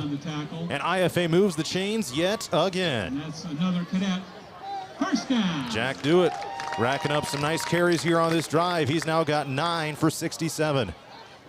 1st and 10 IFA down to the HD-CAL 34-yard line. Ball spotted in the middle of the field. Twin receivers to each side. Burrows and Prentice Howard on the right side. And it's another Cooper here for Kalous, faking the handoff on the sweep. Kalous takes it forward out to about the 30-yard line. Powers. And again, Dan, just chunk plays. Again, all positive here for Iowa Falls-Alden on this drive. HD-CAL has had a couple of maybe not necessarily missed tackles, but plays that they could have made in the backfield. Got to give credit to the ball carriers of IFA, making some of those guys miss as well. Yeah, opportunities that they just aren't capitalizing on for the Bulldogs, and the Cadets are doing a great job of just And Dewitt runs left again, still on his feet down across the 25-yard line. He is just cranking out yards right now. It'll be a first down for IFA just outside the red zone. 8.5 minutes to go here in the third quarter. The Cadets are burning a lot of clock on this drive as well. Just chunking the ball downfield. All runs. They've just ran the ball every play. I mean, they're not even looking to pass. It's just been simple runs or jet motion and then a handoff, or Kalus has kept a couple. I mean, it's been pretty straightforward stuff. And now Olberding motions, and it's going to be a fake handoff to him. Kalus with a keeper. Turns the feet down to the 20-yard line. 2 or 3 on this game. Powers in there to help make the stop for Hampton-Dumont-CAL. They'll call it 2nd down and 7. And IFA nearing the end zone once again, down to the 20-yard line into the Hampton-Dumont-CAL red zone. 7:46 and ticking to go here in the third quarter. Now this is where we get to the point where somebody like Colin Pieper comes into perspective with being a big receiver. Do you fake one and give him the ball? They're going to run a sweep to the left side. Burrows looks to spin out of a tackle down inside the 15-yard line. Cruz Burrows on a sweep to the left. And IFA has definitely, and now we got a stoppage here for an injury, it looks like, but they've definitely hung their hat on some of those jet sweep plays. They've been able to make those work quite a bit here throughout this evening. And one of the Cadet players is down on his back, injured down inside the 15-yard line. It'll be a 3rd down and 2 when play resumes. So certainly 4-down territory, but a chance now for this Hampton-Dumont-CAL defense to really make a huge stop here. Kind of do or die at this point on the drive based on how IFA's been able to move the ball here so far. Yeah, you got to make an adjustment. They've run the ball, they've run the ball, they've run the ball. Got to make an adjustment to that motion, whatever it's going to be that you're going to do. And I see they walked a linebacker up into that 5-man front, but it hasn't really stopped Iowa Falls. I mean, the field started to shrink a little bit. I don't know if you walk your safeties up. You got to do something. Something's got to change here defensively for the Bulldogs. We do have a score update from Dyke, where Grundy Center leads Dyke New Hartford 35-0 at the end of the third quarter. So running clock rule going on in that. Appleton Parkersburg has defeated Garner Hayfield Ventura 53-0. Let's see what else we got here. Over on 99 The Wave, AGWSR was down big against Belmont Clemmy. That one is 28-6 Belmont Clemmy at the end of the third quarter at last check. So this was a 7:30 kickoff. Most of them in the area are 7 o'clock kickoff, so we're a little bit behind schedule from that regard. Injury timeout still going on here. I believe it's Burrows that's down. I didn't think I saw him walk back over to the sideline. So I wonder if he got undercut a little bit, or maybe he's cramping. Yeah. It was a heck of a run by him on that previous play as well. So still working on him. HDCal's defense is coming back out onto the field here. 7:21 to go in the third quarter. Yeah, that is number 8. That is Burrows. He is back up. Walking under his own power back over to the sideline here. So the Cadet offense comes back out onto the field in the all-black unis. HDCal with the red helmets, white jerseys with red numbers, and black pants. 7:21 to go, third quarter. Iowa Falls-Alden 15. Hampton-Dumont-CAL 7. Stacked receivers here on the the wide side of the field for the Cadets. Stacked on both sides, and then a single running back in the backfield with Kalus. So this will be an interesting set here. See what the Cadets do. They're going to throw Here's a bubble. Throw to the right side. It's caught by Colby Hansen on the screen. He breaks away from a tackle down inside the 10-yard line. And it's 1st and goal coming up for Iowa Falls-Alden. Colby Hansen, he had that nice kick return earlier in the game. Getting involved in the offense here. Brings up a 1st and goal for the Cadets from the 7-yard line. Good for another Cadet. First down. 7 minutes to go. They've used almost half of the third quarter on this drive alone. 1st and goal at the 7. Ball spotted right hash. Twins to both sides again. Handoff, do it left. Tries taking it up the hash mark and bounces it to the right. Taken down from behind around the 5-yard line. Wilkie and Evans on the tackle. I'll give him a couple yards on the gain by Jack Dewitt. Gain of 2. Bring up second and goal from the 5. 5. Down to 6.5 to go in this third quarter. And they'll run the 2-by-2 receiver look here again. Howard and Hanson here on the near side. Oberding and I think that's Burrows back in over on the far side as well. Here's the snap. It's a QB keeper, Kalous. Brought down shy of the goal line. Looks like he gained about 1 there on that quarterback follow. So third and goal from the 4. Howard coming to the sideline. In comes Colin Pieper. And the Cadets have done a good job of getting a lot of different personnel out on the field, especially here on this third quarter drive so far. In the shotgun is Kalous. 2 receivers each side, looking back over to the sideline now. Third and goal from the 4.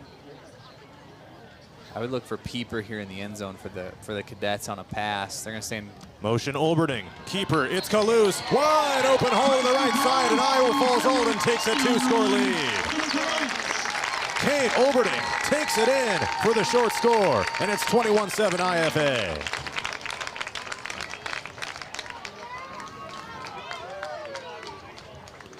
Checking the replay here. Oberding holds. Sparks and Oberding will hold for Sparks here for IFA on the extra point attempt with 5.5 minutes to go in this third quarter.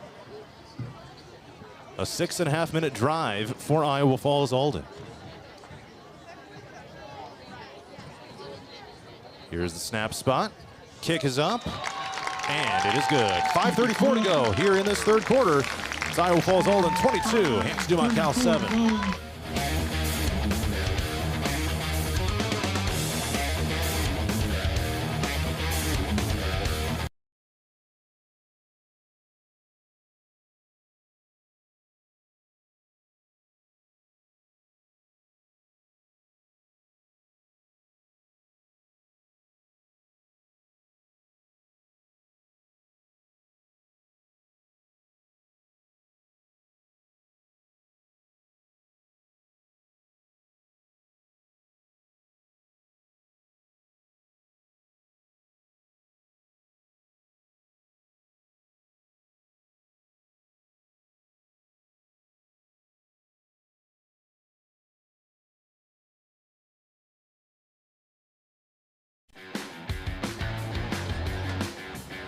Carson Kalous with a short touchdown run for Iowa Falls-Alden on a QB keeper. And with 5:34 to go in the third quarter, it's Iowa Falls-Alden 22, Hampton-Dumont-CAL 7. And tell you what, Dan Stevens, 22-7 is a little different than 21-7 because it puts the pressure on HD-Cal to have to make a 2-point conversion at some point in this game if they are to, put together a comeback. So that's going to be a big point down the stretch here as well. Yeah, you got to make some adjustments on offense here for the Bulldogs. Find the end zone. You got to figure out a way to get in there. It's going to be returnable for Hampton-Dumont-CAL back inside the 10-yard line, out to the 30-yard line. Chopped down around the 35. Hunter Reekin on the return. Angles from the right numbers to midfield. And all things considered, a good return for Hunter Reekin of Hampton-Dumont-CAL out to the 35-yard line. So 5.5 minutes to go here in the third quarter. And tell you what, Dan, if IFA puts together drives like that, it's really going to limit HD-Cal's scoring chances just because of how much time that they used on that drive alone. Absolutely. You got to figure out a way here. You got to find something to move the ball down the field. You got good field position here to start the drive. 3 receivers to the right and 1 to the left. A little bit of a low snap. Burmaster, quick throw. Looking for Brady Hards, tipped and picked off. It's Oberding, taking it back. 20, 10, 5. Touchdown, Iowa Falls-Alden. Kane Oberding with a 35-yard pick six.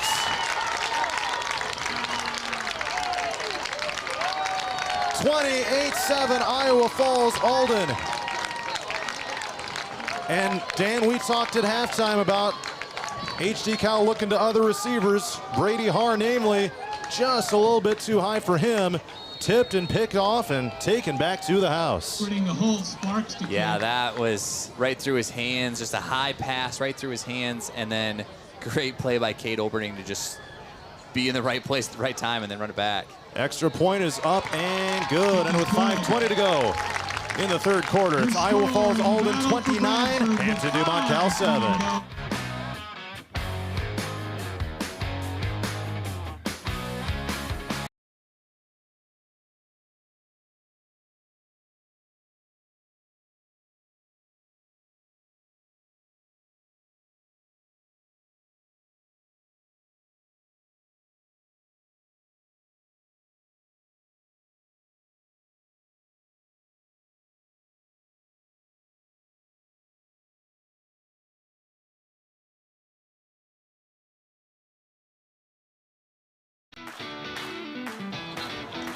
A pick six by Cade Olberding, and Iowa Falls-Alden leads Hampton-Dumont-CAL 29-7 here with 5:20 left in this third quarter. John Mowinkle, Dan Stevens with you here.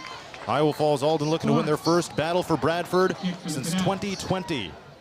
It's been 5 years since they've done that, and have a great chance to do that now, up by 3 scores, and a game-changing play possibly by Cade Olberding and that cadet defense. So now HD Cal will really be under pressure here to get the ball moving. They've run one play on offense here in this third quarter so far, 7 minutes in, and it resulted in a touchdown for the other team. Oof, that was, I mean, it was a good play design. It didn't work out, and that's how it goes sometimes. Deep kick. End over end. It's going to be bobbled by Powers and picked up back inside the 10-yard line. Sheds out of a tackle, returns it out to the 30 and brought down from behind. He almost had a seam there, didn't he? But nevertheless, a nice return by Joe Powers. Monty Jackson on the tackle for the Cadets. So 29-7. Take over. First and 10. A 22-point lead here for Iowa Falls-Alden over Hampton-Dumont-CAL. And here comes the Bulldog offense. They'll set up shop at their own 33-yard line. Ball spotted near the left hash. This is where you kind of find out what you're made of here for the Bulldogs. Bad play. How do you react to it? How do you come back out? You know, do we have the trust in Blake Burmaster to make the right throw? Do you have the trust in your offense to block and make some plays to get down the field? Another low snap, a pitch to the right. Powers looks to turn the corner and does. On his feet, still at the 40 and across.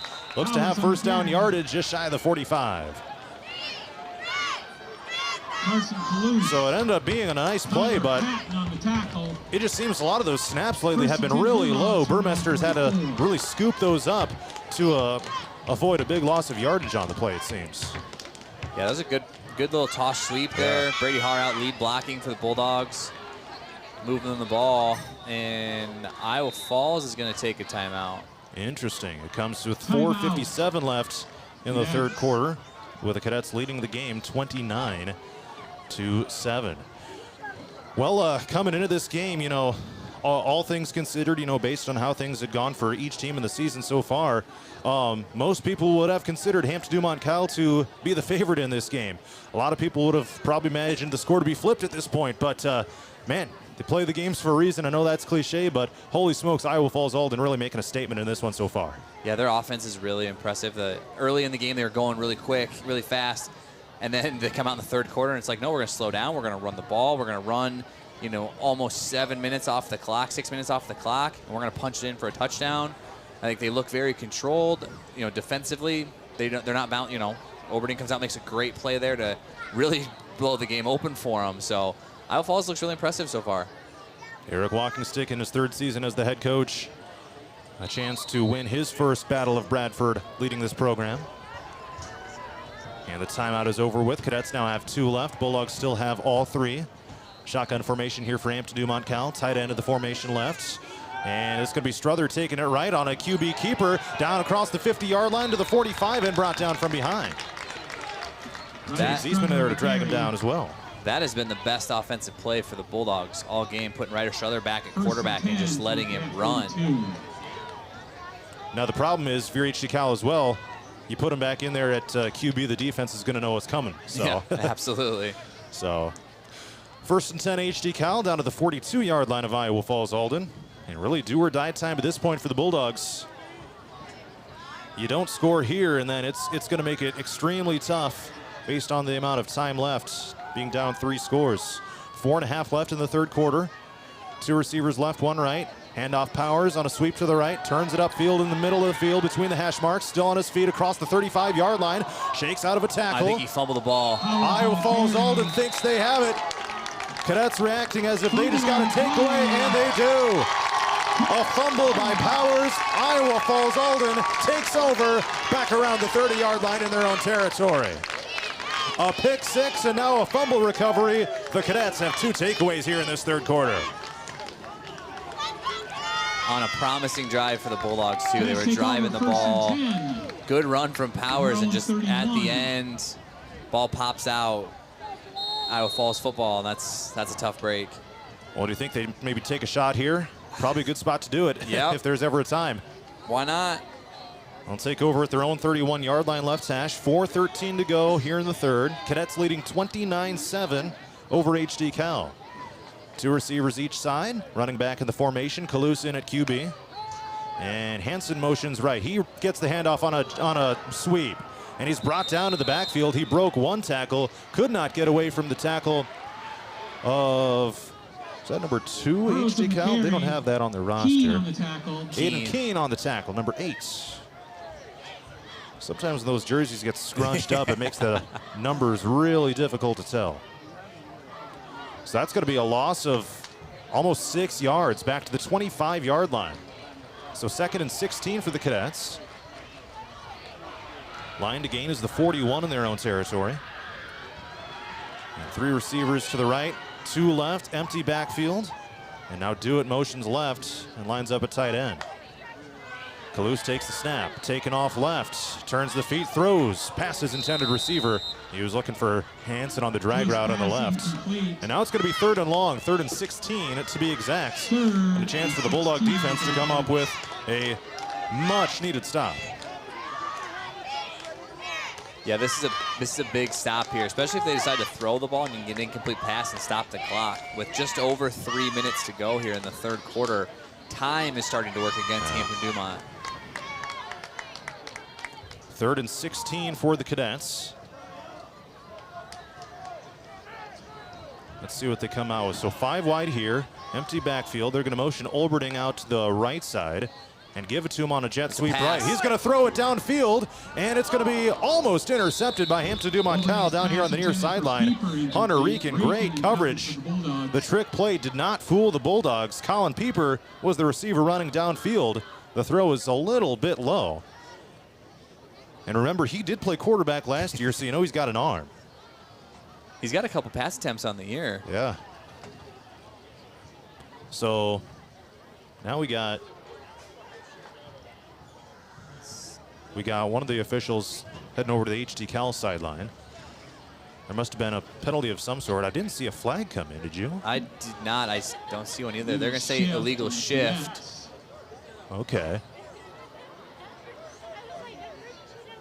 So I wonder if that's an undeclined. Okay, I guess they probably can't. They can decline that penalty. Yeah, because it was pre-snap. Then that would have been a different story. Yep. But.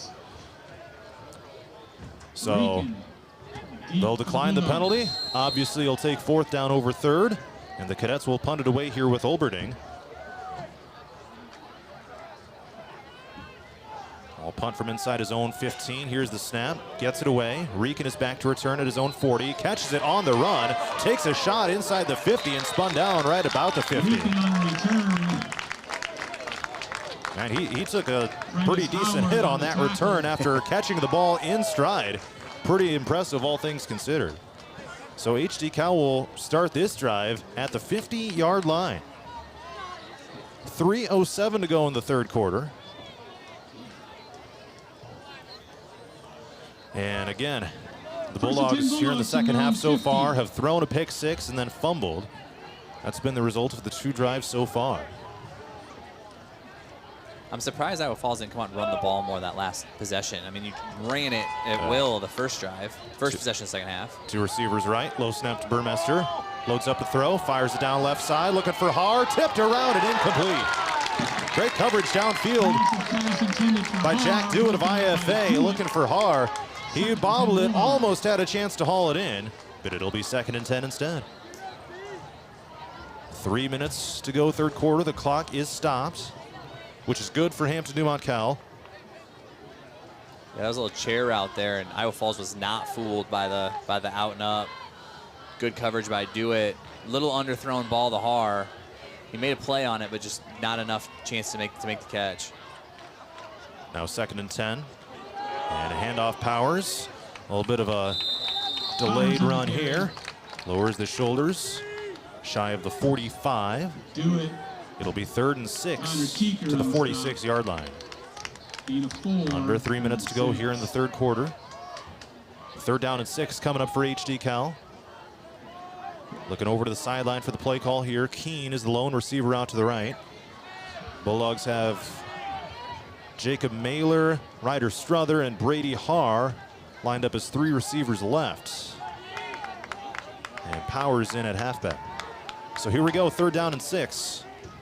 Man, Haar's just towering over everyone out there. Screen pass left side looking for Mailer, but it's incomplete. 4th and 6 coming up. Imagine the Bulldogs have to go for it here. You're not going to punt down 3 scores late in the 3rd, I wouldn't think. No, this is definitely 4-down territory. What play call you got here to get 6 yards? All right, so 2 receivers right, 1 to the left. Looks like Haar in here at tight end, lined up left side. Burmester to throw. Fires downfield right. It is caught just across the sticks. Looks to be a 1st down, Hampton-Dumont-CAL. Jacob Mailer at the 40-yard line, and the Bulldogs move the chains. Clutch play offensively for Hampton-Dumont-CAL. 1st and 10 down to the 39-yard line of IFA. Just what they needed.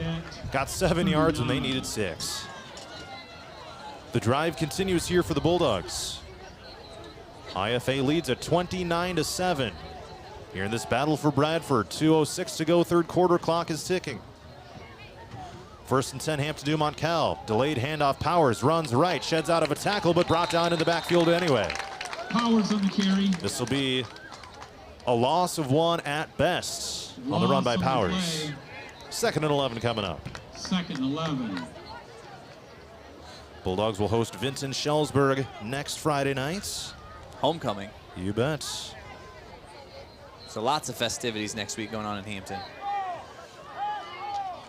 2nd and 11, HD Cal. From their own 40, or from the IFA 40, 3 receivers left. Throw over the middle. That one is caught by Strother.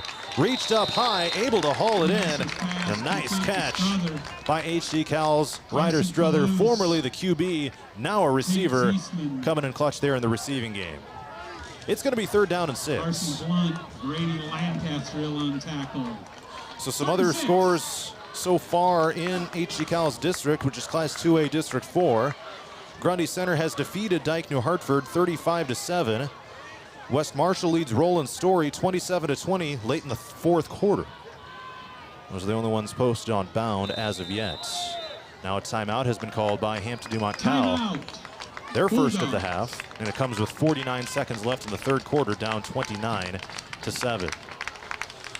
John Mowinkle, Dan Stevens with you here on 104.9 KLMJ. Also, Radio on the Go's YouTube channel. Stoked that you're able to tune into that as well. Brand new here for this fall sports season. West Fork has defeated Eagle Grove 36-16. Those Warhawks are undefeated on the season so far, now 3-0. So 3rd down and 6 coming up here for Hampton-Dumont-CAL after the timeout is over with. Belmont Clemmy was on their way to a win over AGWSR as well. Appleton Parkersburg defeated Garnet Hayfield Ventura 53-0. So, timeout done. Each team now has 2 timeouts for the rest of the game.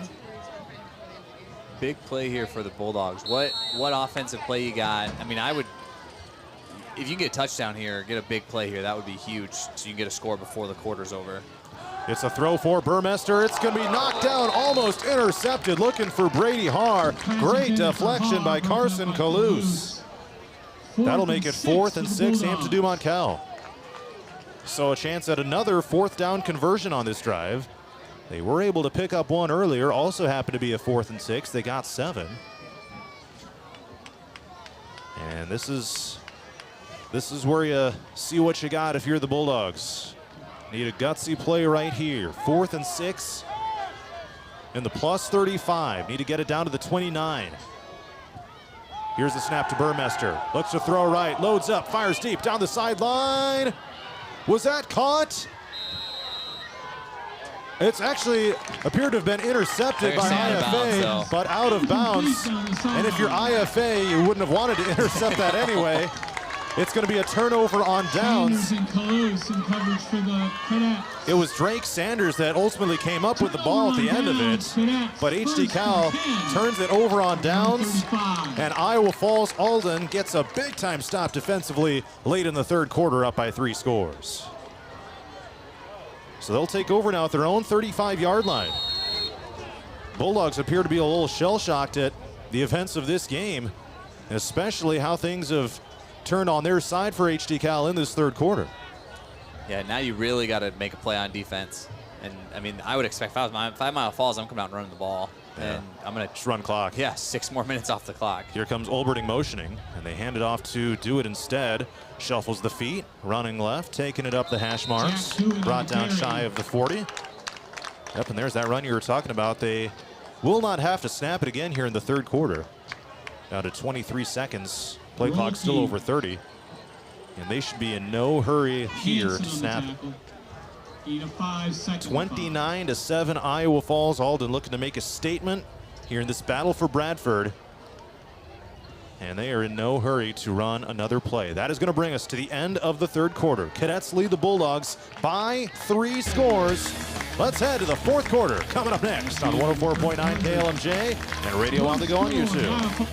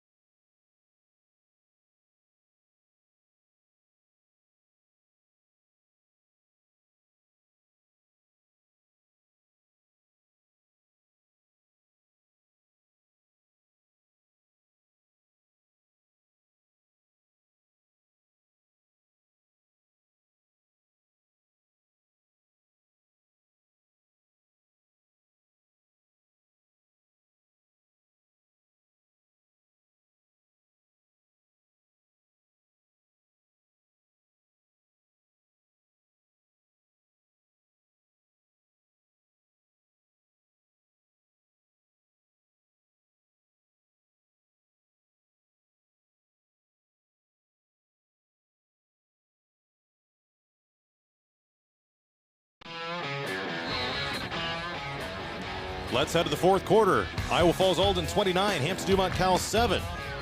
John Mowinkle, Dan Stevens with you here. 2nd and 5 for the Cadets after Hampton-Dumont-CAL turned it over on downs late in the third quarter. QB keeper Kalous, minimal yardage, 1 at best here. 3rd down coming up here for the Cadets. No gain on the play. And they will call it no gain. So a potential put-away drive here for Iowa Falls-Alden, leading by 3 scores. Looking for win number 1 on the season. Looking to move to 1-2. HD Cal is staring that same record in the face as well, barring a major turnaround. 3rd and 5, 30 seconds into this fourth quarter. Olberting motions right. Kalous takes the snap, looking to throw here on 3rd and 5. Over the middle. What? Oh, it was almost a fantastic catch by Kamani Jackson. In and out of his hands. That would have been a spectacular play. Yeah, they faked the bubble on the right side, the far side of the field, and then come back with a post route inside. And that was a nice throw by Kalous. Just good coverage there by the Bulldog defense. Olberting, the kick for the Cadets. So IFA will punt it away with Cade Olberting. Hunter Reekin will head back to return. He will line up right in front of his own 20-yard line. You surprised at the pass there instead of a run? Oh, now we got a whistle here and a flag. A little bit. I think I would have taken the time off the clock. I mean, even if you don't get the first down, you're looking at, you know, you probably snapped the ball about 10:30 to go in the game. Back them up 5, right. 4th and 10. So IFA false starts now to make it 4th and 10 instead of 4th and 5. Not a ton of penalties in this game either. I think I want to say IFA even has a few more than HD Cal. Yeah, but theirs have been big ones. Yeah. So here's the snap on 4th and 10. Olberton gets the punt away. Rican, he may have muffed it. He is able to pick it up at the 20-yard line, breaks out of a tackle, and now runs left. Running parallel to the 25, turns the corner. He fell down on his own, it looked like. Looked like he was going to turn the corner, maybe lost his footing and slipped. So HD Cal will take over with around 70 yards to go for the score, with 11 minutes even here left in the 4th quarter. Bulldogs trail at 29-7 here to Iowa Falls-Alden. They'll spot the ball just behind the 30-yard line. Well, here we go. Bulldogs will look to see what they're made of. Still looking to, I mean, the game's not technically over yet, but it's looking bleak for HD Cal's chances right now. Here's the snap to Burmester. He pump fakes. Now he fires it over the middle, looking for Haar. Incomplete. Burmaster's pass intended for Haar is incomplete. Good coverage downfield by Kalous and Dewitt. Yeah, they'll stop and go, and I think Iowa Falls can see that Bulldogs are trying to target Brady Haar a little bit, and they're double covering him with Dewitt and is it Sanders that's on him? Yeah. That was that was, I thought it was 14 Kalous. Kalous and Dewitt covering up, and I mean, they're not letting him get open. 2nd and 10 Bulldogs. Burmester throws deep right, looking for Strother. Bobbled and incomplete. Coverage downfield by Drake Sanders. HD Cal fans may be looking for a flag, none thrown. And now it'll be 3rd and 10. Great deflection that time by Sanders downfield. So now it'll be 3rd and 10.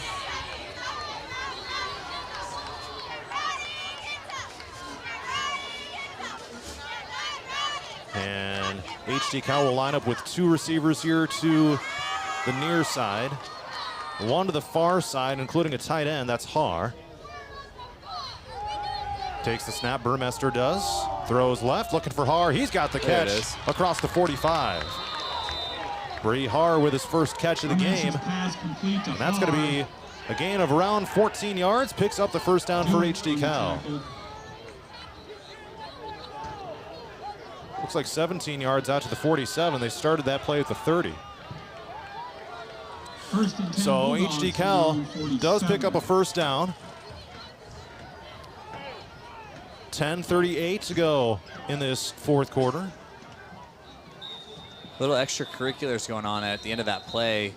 Way back on like the 15-yard line. One of the Iowa Falls defensive linemen or linebackers was blocked way back there, and one of the Bulldog offensive lineman was back there with him. So I don't know what was going on. I think that's why Coach Walkingstick wants the timeout. Yeah, just make sure everyone's all, chilling out. 3-score game. Don't need things to get out of hand at this point. So 10.5 to go here in the 4th quarter. Iowa Falls-Alden on their way to their first win of the season ahead of next week's trip to Boone. That'll be their non-district finale.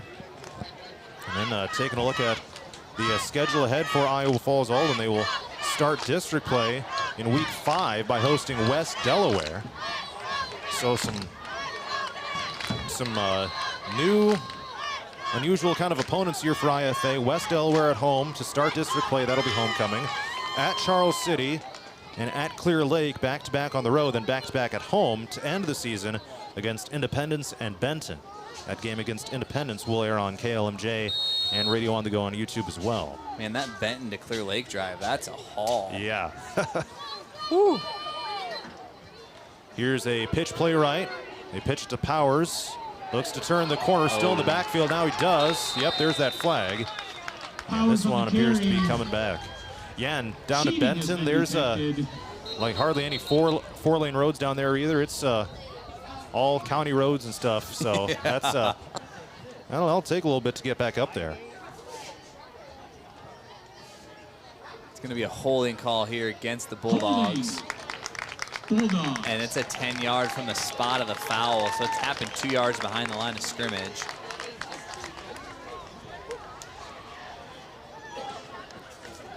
So they're trying to figure out where to spot the ball now, I guess. It was originally at the 47, and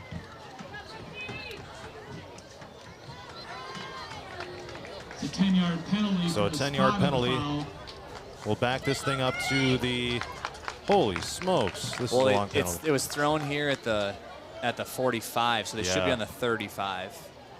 First and long. 36. So this will be first and, they're calling a first and 22 on the scoreboard.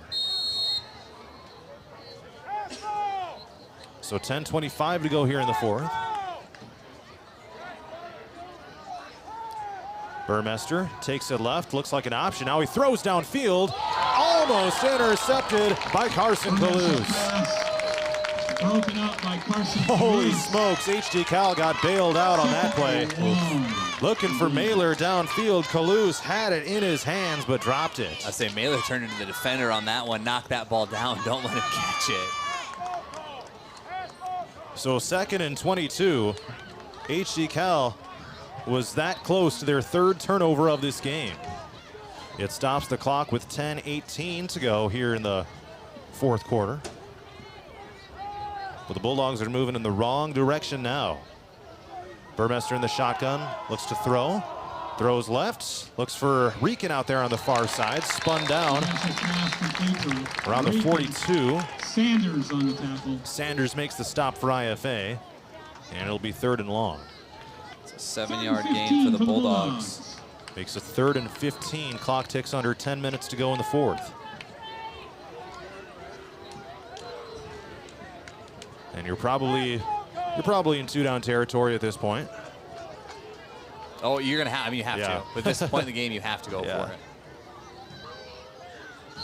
3rd and 15. Here's the snap to Burmester. Being flushed out right, under pressure, gets rid of it as he was taken to the ground. So incomplete, 4th and 15.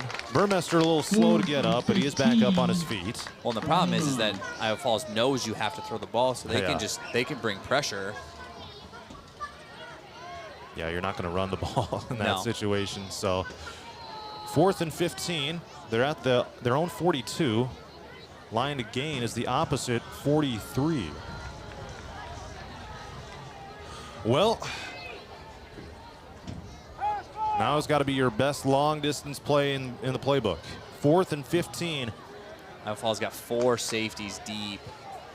They're expecting a blitz. Under pressure is Burmester, gets out of a sack, and he is ultimately brought down in the backfield, and a flag comes in right as the play was coming to an end. They might get bailed out there. I think he got face masked as he dipped through the first sack. Yep, that's the initial indication from the White Hats. Personal foul. Yep, face mask on Iowa Falls-Alden. And that's 15 yards. That's going to be a first down. Holy cow. Well, HD-Cal will take it. They need it. Yep. Need it right now. It's a bailout for sure, but, I mean, at this point of the game, you'll take anything you can get. So 1st and 10 after being sacked on 4th and 15, but a face mask penalty on IFA. 1st and 10. So 1st and 10 out to the 42-yard line in Cadet territory. Ball spotted near left hash. 2 receivers to each side of the formation. Here's Burmester to throw from the shotgun. Loads up, fires deep left, looking downfield. Batted down and incomplete. Great deflection out on the far side by Colin Pieper. They were looking for Mailer downfield. I tell you what, Dan, the defensive backs of Iowa Falls-Alden tonight have made some crucial plays. Absolutely. And that was a great one. Pieper just kind of split the two. There's 2 guys going deep for Hampton-Dumont-CAL. He kind of split them. Last second catches the ball at the corner of his eye and just runs over and makes a great play to knock that ball out of the air on what probably would have been a touchdown. Right. I mean, if he doesn't make that play, that's a walk-in touchdown. 9:19 to go, fourth quarter. 2 receivers each side. 2nd and 10 Bulldogs. Pitch right, it's Powers. And he can't get out of the initial hit. Brought down Powers on the carry. right around the line of scrimmage. It'll be no gain at best. 3rd and long coming up for the Bulldogs. Looks like Colby Hansen was one of the IFA players in there to help bring him down. Nope, that's a 2, not a 9. So that was Connor Keeker. Keeker, 3rd and 10. So it'll be 3rd and 10. They'll call it no gain. 2 receivers left and 1 to the right. That's Hunter Reekin to the right. And they'll throw it to him. He makes the catch across the 35-yard line and chopped down just shy of the 30. Pass complete to Reekin. And this is going to be just enough for a Hampton-Dumont-CAL first down. From the 42 down to the 31. Picks up 11 yards when they needed 10. 8.5 minutes to go in the 4th quarter. The clock has stopped. 1st and 10 Bulldogs. And it's kind of crazy, too. They scored on the game's first drive. It was looking like they were going to be off and rolling when that happened. But they've had drives just stall out since. A couple of turnovers as well. 1st and 10 now at the 31-yard line of IFA. And taking off left is Burmester. Now throws downfield. And another Har was the miscommunication intended on that one. receiver. But again, had his back turned to the quarterback, so had no clue it was coming. 2nd and 10. It'll bring up 2nd and 10. Clock stopped at 8:09 to go in the 4th. Coming up next Friday night on the Go Media stations here on KLMJ, it'll be AGWSR at West Fork. On 99 The Wave, it'll be Appleton-Parkersburg at Union. Both of those will be district games next Friday night. Burmester throws left. Oh, just past the intended receiver on an out route to the far side. They were looking for Hunter Reekin. It was a good route. The throw was just a little wide of the target. And that'll bring up 3rd down and 10. 8:05 to go here in the 4th. Iowa Falls-Alden 29, Hampton-Dumont-CAL 7.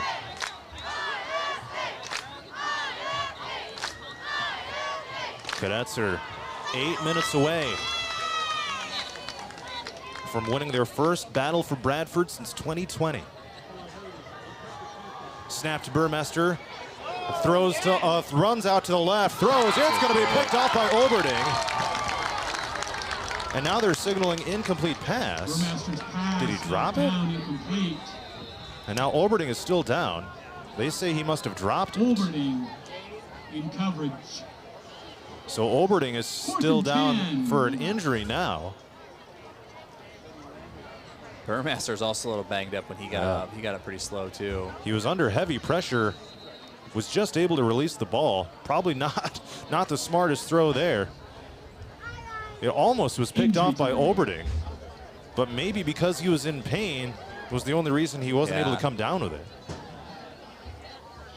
So again, another bailout for Hampton-Dumont-CAL. So you made a great play on the ball.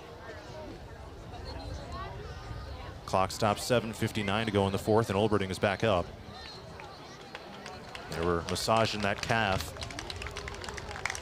They can just work out a cramp, so 4th and 10, Hampton-Dumont-CAL. At the 31-yard line of Iowa Falls-Alden, line to gain is the 21. And again, earlier in this drive, they got a first down via a face mask penalty on what would otherwise have been a turnover on downs.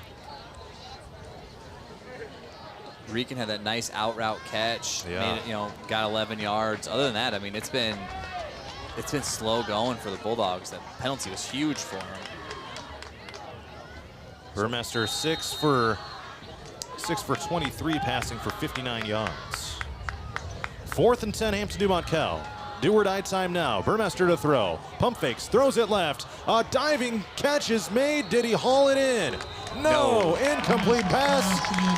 Intended receiver was Hunter Reekin over on the far side, and HD Cal turns it over on downs. 1st and 10 from their own 31. Cadets will take over from their own 31-yard line with 7 minutes and 53 seconds left, leading 29-7. And a chance to put this game away. And with as much clock as they have been using here in this second half, this could be the final drive of the game. So they'll come out here on 1st and 10 from their own 31. Probably a bunch of run plays coming up. And you imagine the HD Cal defense knows that. So you should hand see off, do it. Heavy dose. Takes it up the middle. Almost was able to break away for a touchdown. Dragged down from behind at the 50. Hudson Hansen with a touchdown-saving tackle for Hampton-Dumont-CAL. And the Cadets move the chains, picking up 19 yards to the 50. And that was nothing special, like no crazy play. It was just right, hand off right up the middle. And Do It just finds a little crease and explodes through the hole for a nice gain. 13 carries, 99 yards for Jack Do It. Right on the doorstep of a 100-yard performance. 1st and 10 of the 50.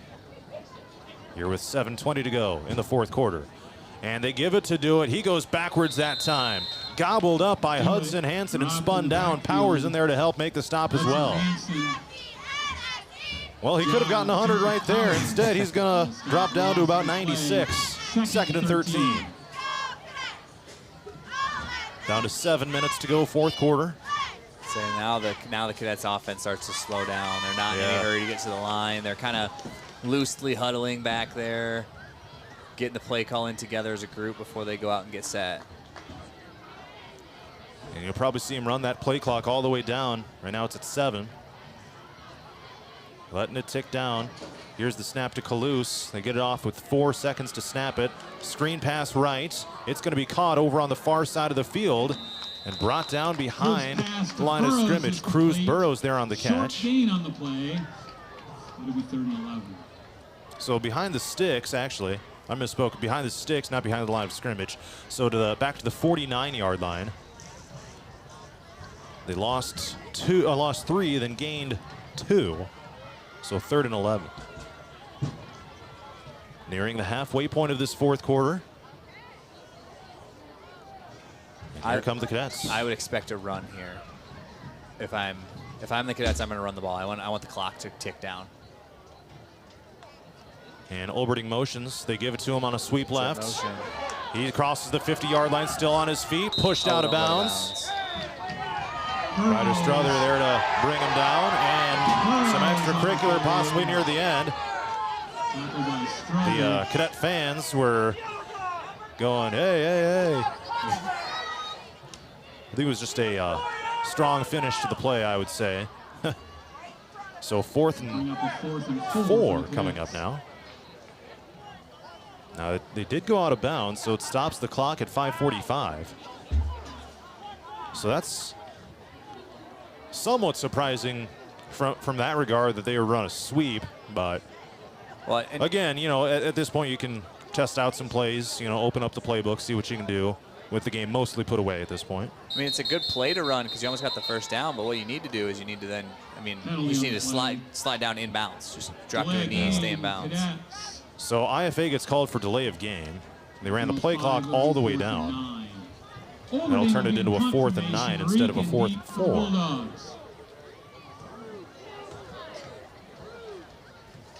So, not really sure what that was all about. They're going to keep the offense. Well, okay, Olberding is going to go punt now. He's dropping back to that punt formation.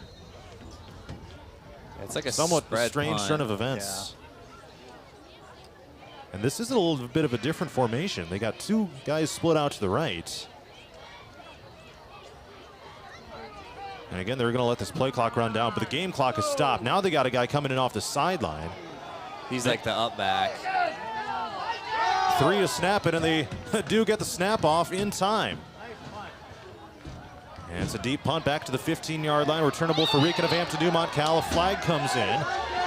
Cuts back to the right over on the far side.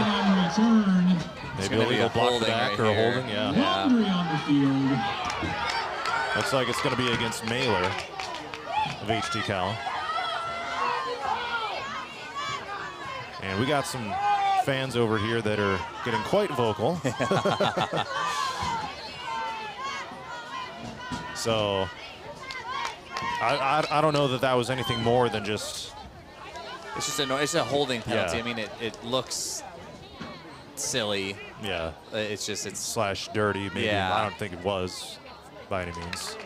Personal foul against the Bulldogs. Oh, but they're going both ways. They're an offset. Personal foul on each team. Okay, well, that's a good way for the officiating crew to just send a message. Yeah. You know, you got 5.5 minutes left. Let's just everyone chill out. Yeah, I didn't see what happened. My assumption is that Melee was drugged to the ground by that kid and then decided to just lay on top of him. And so that's why they just, you know what, both ways, knock it off. Let's finish the game. All right, so HD Cal takes over at their own 34. I'll spot the ball on the left hash mark after the decent punt return. Iowa Falls-Alden 29, Hampton-Dumont-CAL 7. 2 receivers to each side of the formation. Burmester to throw. Now takes off to the right, looking downfield. Looks like he's going to keep it, runs to the sideline, gets out of bounds. Burmester on the carry. Looks like he maybe got back to the line of scrimmage. 2nd and long coming up for HD Cal. Looks like he got right back to the line. They're going to keep the ball spotted at the 34. No gain, 2nd and 10. 2nd down and 10. Blake Burmester saw nothing downfield, so was able to get it back to the line. 2nd and 10. That'll stop the clock with 5:17 to go here in the 4th.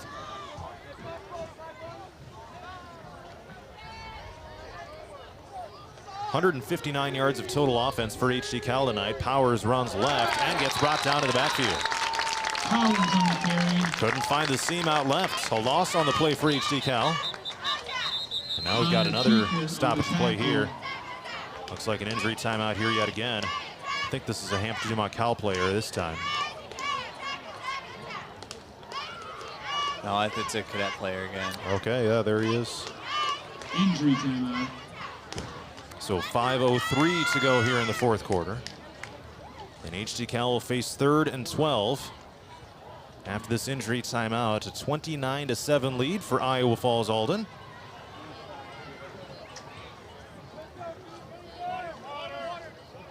And let's go ahead and take a timeout here. It's been a while since we've taken a break, so 5:03 to go, 4th quarter. Iowa Falls-Alden 29, Hampton-Dumont-CAL 7. Here on 104.9 KLMJ, radio on the go on YouTube.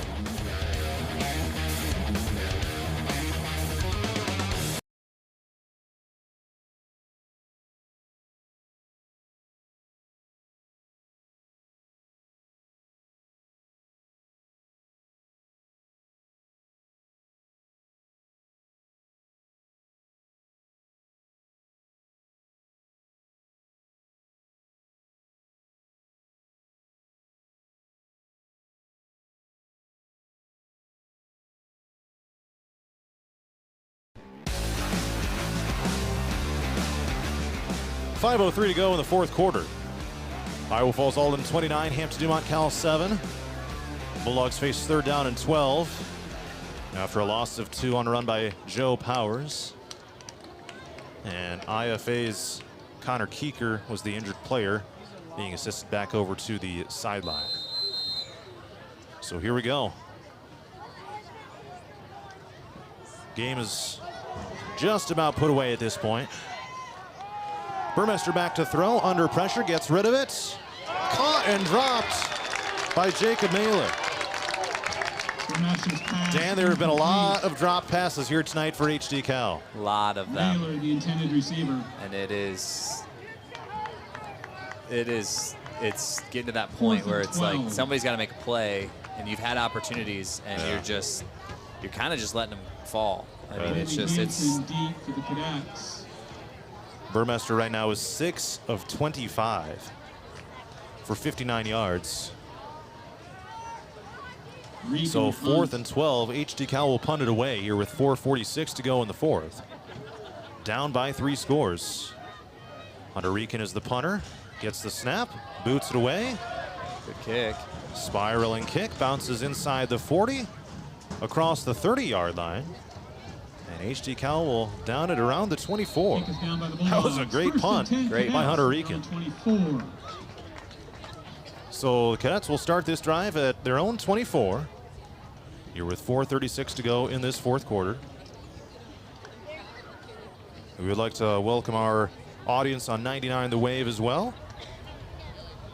Hampton-Dumont-CAL scored on the game's first drive, but nothing since. One of the big plays for Iowa Falls-Alden was a pick six by Kate Olberding in the third quarter. And that one really, I mean, broke the game open, swung the momentum. I mean, not swung it, but pushed it over the top. And I mean, at that point, it was, you could see the heads of the Hampton-Dumont-CAL kids start to drop a little bit. And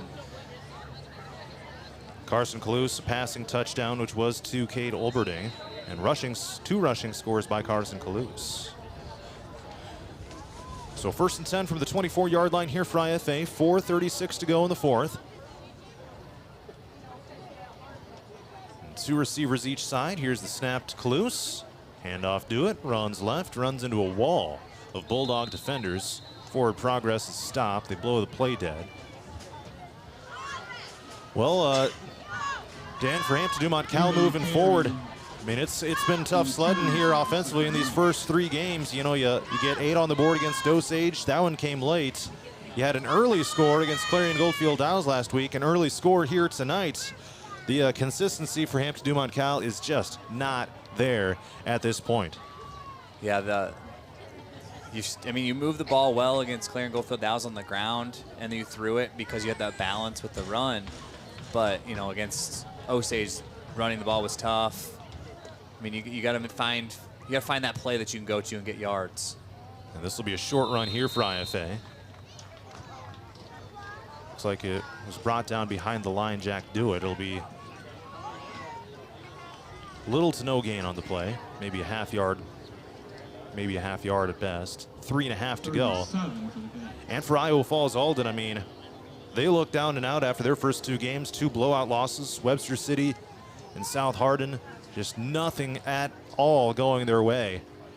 But, and we said it at the top of the broadcast, you know, with the RPI and everything, this was almost a must-win game for Iowa Falls-Alden as far as that stuff was concerned. And they have come out and aced this test. Here's a QB run by Kalous, faking the handoff, gets away from tacklers, down the sideline, and he is gone. 15, 10, 5, touchdown Cadets.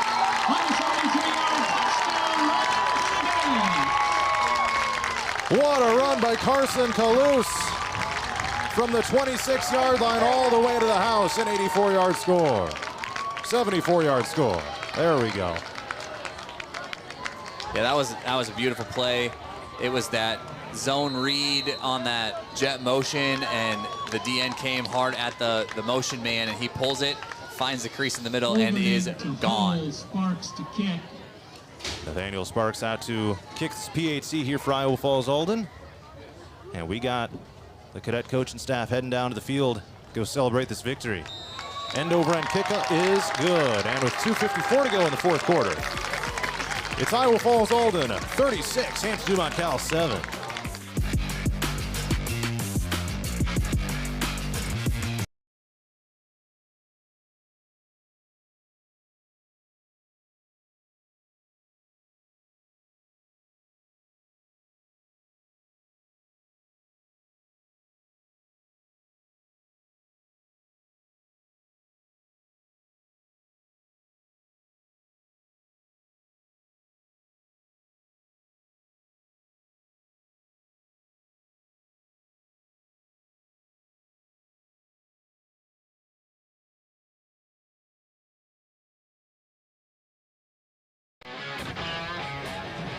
.254 to go here in the fourth quarter. Iowa Falls-Alden 36, Hampton-Dumont-CAL 7. A 74-yard touchdown run by cadet quarterback Carson Kalous. PAT was good. And a 29-point lead for IFA right now. A result that probably hardly anyone really saw coming.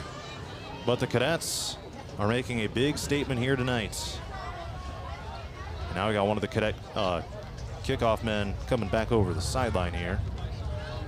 Kyler Patton, making sure everything's all squared away.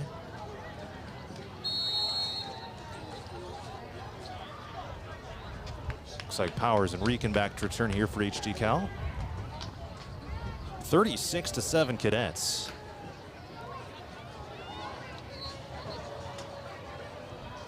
2 weeks away from district play. They'll finish non-district play at Boone next Friday night. And here's a bouncing kickoff, a squib. It'll be returned by one of the upmen of Hampton-Dumont-CAL. Brought out shy of the 40-yard line from the 30.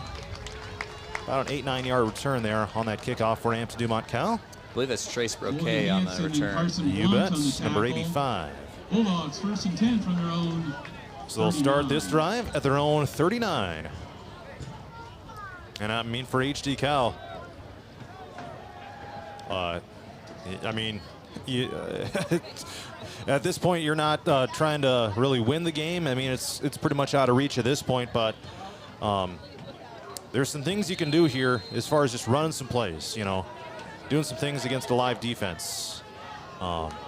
See if they can put some kind of momentum together going into next week. It actually looks like they're going to bring in the second group. Ryder Struthers back in at quarterback.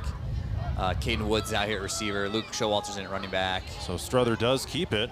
Ends up being a nice run. Looks like he'll get to the first down here out to the 50. Unless the knee was down a little short, that's going to be a first down.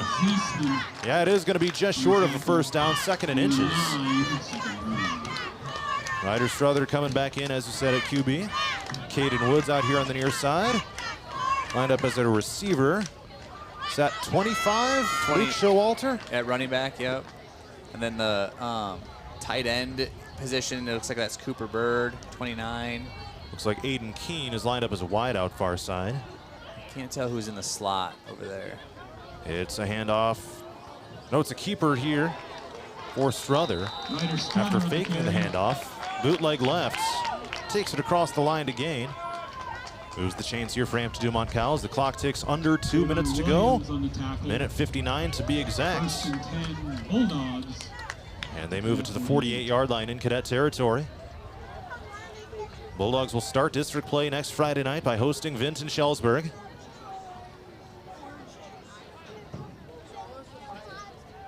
Down to a minute 45 to go. Let's see if I can find a score from them here tonight. Get that here in a sec. Here's a run right. New player into the game. This is Carter Arns taking it down to the right sideline. Gets shoved out of bounds. Big hit by Kamani Jackson of IFA. Carter Aarons on the run. Kamani Jackson on the tackle. Down to a minute 27 to go. First and 10. Well, some of these second string guys are making some things happen. Down to the 16-yard line. Yeah, it makes you wonder, you know, what all HD Cal is going to have to address next week in practice. A variety of things, certainly. Yeah, a minute 15. Gonna have to and find Showalter. some sort of flag on the play. And they blow it dead. Penalty. So yeah, pre-snap. False start, I would assume, where it's at. Maybe somebody wasn't set. Yep, false start. Yep, false start. Bulldogs. So it'll be 1st and 15. 1st and 15. Yeah, I mean, regardless, for HD Cal, scoring, averaging 1 touchdown a game is not sustainable, I would say. So, and again, Vinton-Shellsburg is, you know, certainly you got to take everyone seriously, but certainly you would say they are a lesser opponent than a lot of teams they'll play. They did beat Jessup last week, however, so you never know. Playing Benton here tonight. QB keeper left side at Struther. Bounces it to the left, turns the corner inside the 5, and he scores. Touchdown. So Ryder Struther comes back in, plays QB, and takes one into the house here late in the game with 42 seconds left in the 4th. So they do put together a scoring drive on what could possibly be their last drive of the game. And if that were to ultimately be the case, the only scores would be on the first and last drives. So let's see. It looks like they will go for 2. Might as well at this point. Struther lines up in the shotgun formation. A single receiver left. QB keeper following the blockers, lowers the shoulders. Looks to be just short. 2-point conversion denied with 42 seconds left in the game. Iowa Falls-Alden 36, Hampton-Dumont-CAL 13.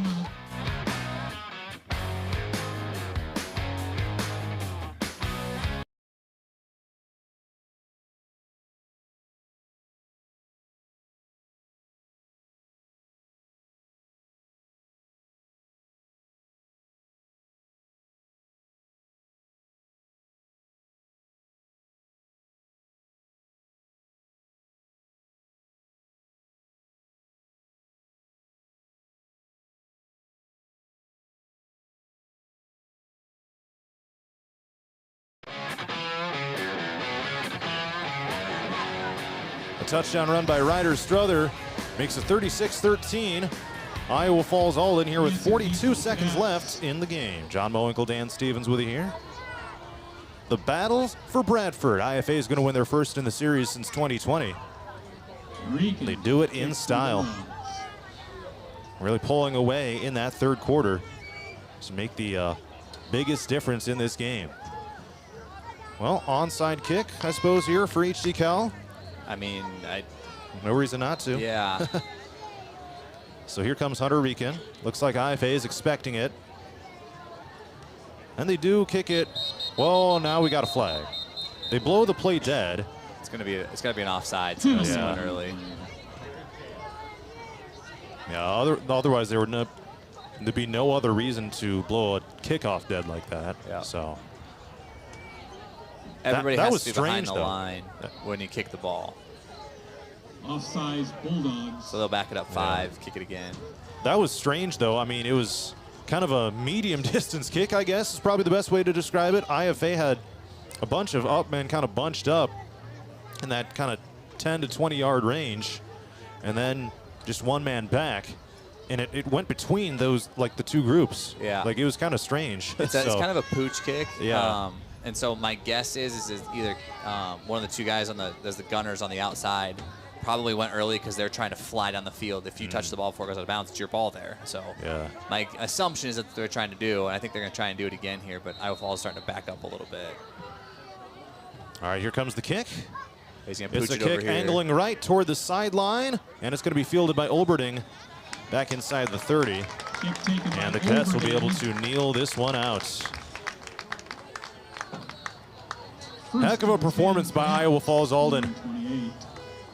Capitalizing on drives, forcing a few turnovers here.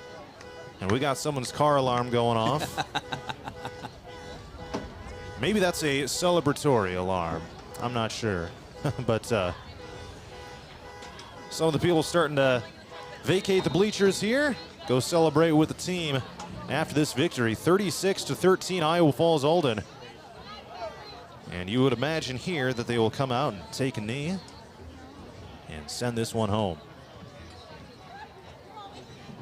Yeah, they're coming out in victory formation. There it is. And let's see, are they going to have to snap it? Does not look like it. Yep, the game clock just ahead of the play clock by a fraction of a second, and that will do it. Statement victory by Iowa Falls-Alden, 36-13 over Hampton-Dumont-CAL. Post-game coverage is coming up next.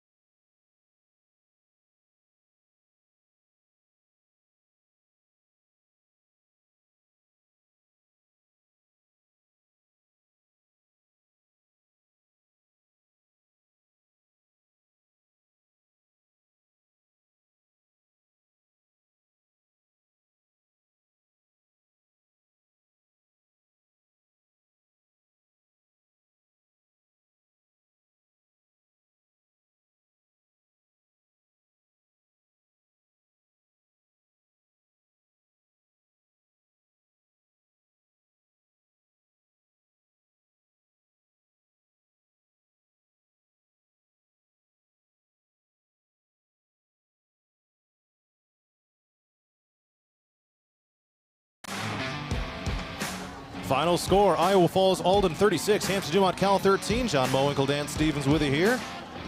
This one has come to a close, and Iowa Falls-Alden wins the battle for Bradford for the first time since 2020. Dan, let's talk about the Cadets here a little bit. Really, they put it all together here tonight after 2 blowout losses in the first 2 games. Just looking at the stats here, some impressive performances across the board, but again, the backbreaker, it seemed, was that pick 6 by Cade Olberding in the 3rd quarter. After the Cadets had gone down and scored one on offense, HC Cal takes over 1 play in. They throw a pick 6. Seemed to really be the play of the game tonight, and in a statement victory for Iowa Falls-Alden. I mean, there's really no other way to put it, considering how the first 2 games of the season had gone. Yeah, and they did a great job making adjustments early in the game. They went fast, and they moved the ball really well. Scored that early touchdown, or the touchdown early in the 2nd quarter. To get them back in the game, went for 2 on a nice, tipped around pass, make a nice catch. And then, 3rd quarter come out, and then they get that late touchdown in the 2nd quarter to take a lead into halftime. And then 3rd quarter come out, run the ball 6.5 minutes off the clock, score a touchdown.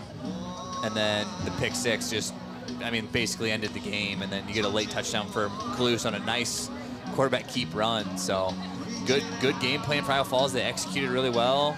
No turnovers for them, which was huge. A few negative plays, but things you can clean up going forward. Yeah, no doubt. When it comes to some of the numbers here, the Cadets as a team, unofficially 247 rushing yards, led by Carson Kalous's 17 carries for 126, finishing it off with a 74-yard touchdown run. He had 3 rushing scores in the game. He was 9 of 13 passing, only 3 incompletions for 89 yards, on a touchdown. Cade Olberding was the recipient of that touchdown pass. He had 3 for 20. Colin Pieper 2 for 38 among the Cadet leading receivers.